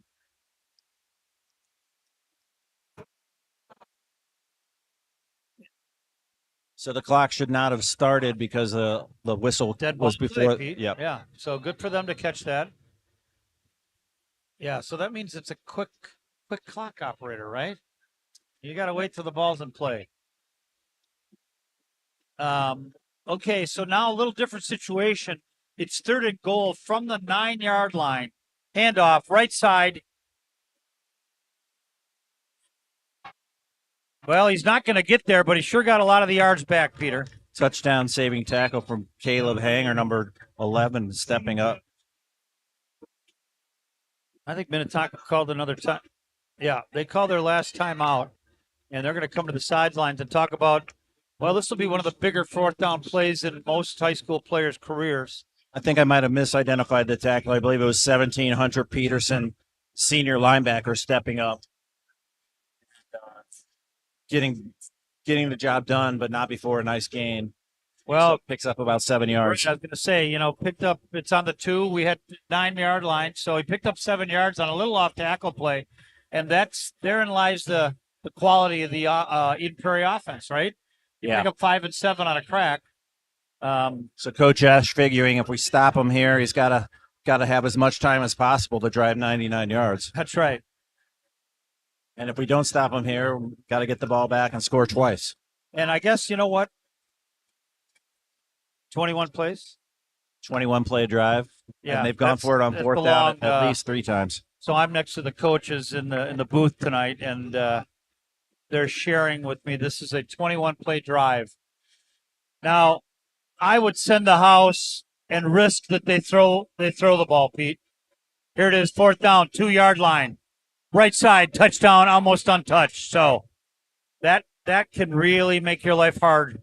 Yeah, that's Dominic Heim able to get in the end zone pretty easily. Well blocked there. I think this might be our most number of concurrent viewers right now. So thanks for tuning in. Appreciate your support. Hit the subscribe button if you like what you see. We're going to be back here next. Are we playing Friday night next week, Roger? I believe we are, Pete. All right, that'll be the senior night. Well, the only hope you have here is that, again, you block this thing and then find a way to get 2 quick scores. Snap looks good. Kick is up, and it is good. So, after a tremendous comeback from Minnetonka in the 3rd and early 4th quarter, we have 3:56 left in this contest. Minnetonka down 14-28, 2 touchdowns. It was a 1-score game, but we just saw 22 play drive. 22 play drive. That's pretty amazing. Did Yeah. they throw a pass, Roger? I don't think so, Pete. They had a 21 total plays in the first half. So to contrast that one drive for Eden Prairie, 22 plays. Right. Total number of plays for the Skippers in the first half, 21.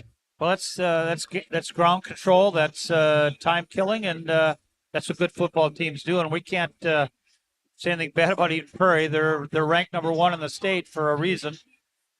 Offense came out here in the second half and did what it needed to do. Scored a couple touchdowns. Tough to give up a touchdown on that long, painful drive, but really nice job by the Eagles to finish that one off. They have a 2-touchdown lead now, 28-14. Here's the kickoff, Raj. Little squibber. It's going to get picked up at about the 33. And couldn't see who that was. Yeah, 1700 Peterson was one of the up men and picked up that one. So still good field position for You Minnetonka. Well, you're going to have to, go into your 2-minute drill at the 3:58 mark, 3:52 mark, Peter, and they're going to be putting some pressure on Caleb Francois here. Yeah, it's gonna be Lucas Knox joining Francois on the backfield. Yep. 3 split wide here to the near side, Roger. I look for a little.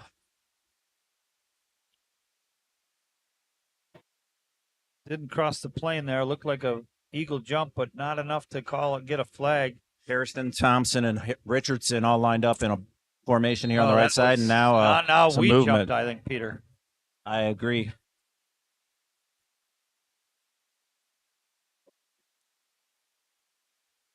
Oh, the mic's working again. Yeah, it looked like they were almost trying to draw EP off sides so at the too. beginning. Francois gave a couple claps as if he wanted the ball. EP didn't bite, and then skippers end up moving. We go early, right? So it'll be a 1st and 15. 3:51 less in the contest. Minnetonka down by 2 scores, 28-14. Francois has got time. Now he's got to scramble. Oh, boy. Knocked down by number 9. Yep. Tried to make a late throw across the middle, and the big lineman was there to knock it down. Dennis Rahosky. Yeah, Rahosky is a 260 D tackle. He was roaming around the middle of the field. He found himself kind of in the upright position and not on the line of scrimmage, but again, he was probably following the quarterback. So 2nd and 15 here. 3:43 left in the game. Down by 2. Minnetonka on offense. 3 wide receivers to the Minnetonka bench side. Oh, boy. Yeah, Francois and a design keeper looks like, and a host of Eagles there, led by number 20, Vaughn Feely, and a couple other skippers knocking back a couple yards. Yeah. He gets a couple out of that somehow because I think it was 3rd and 15, right? Yeah. After the false start. But this is a big play, Pete. Yeah, clock ticking down, 3:15 to go. Skippers cannot stop the clock. They used all 3 of those timeouts on the last drive.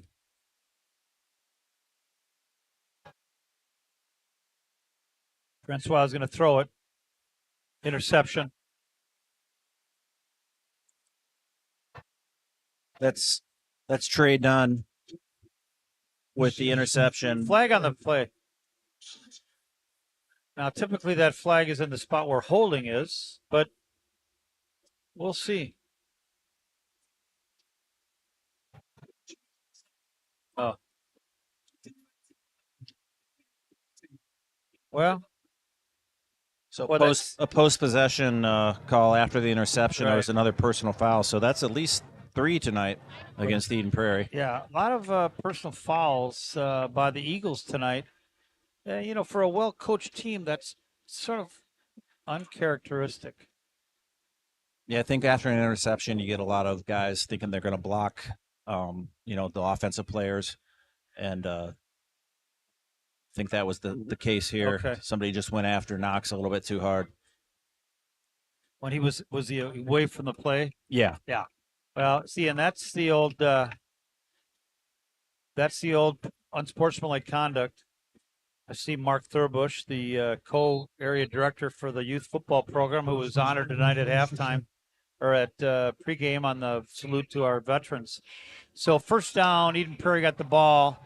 No, Minnetonka has no timeouts left, and at this point, the best result would be not to have them score again, Pete. Right? I mean, yeah, you'd like the score to reflect the effort that was given, right. And I think a 2-touchdown deficit would tell a better story of especially how the second half went.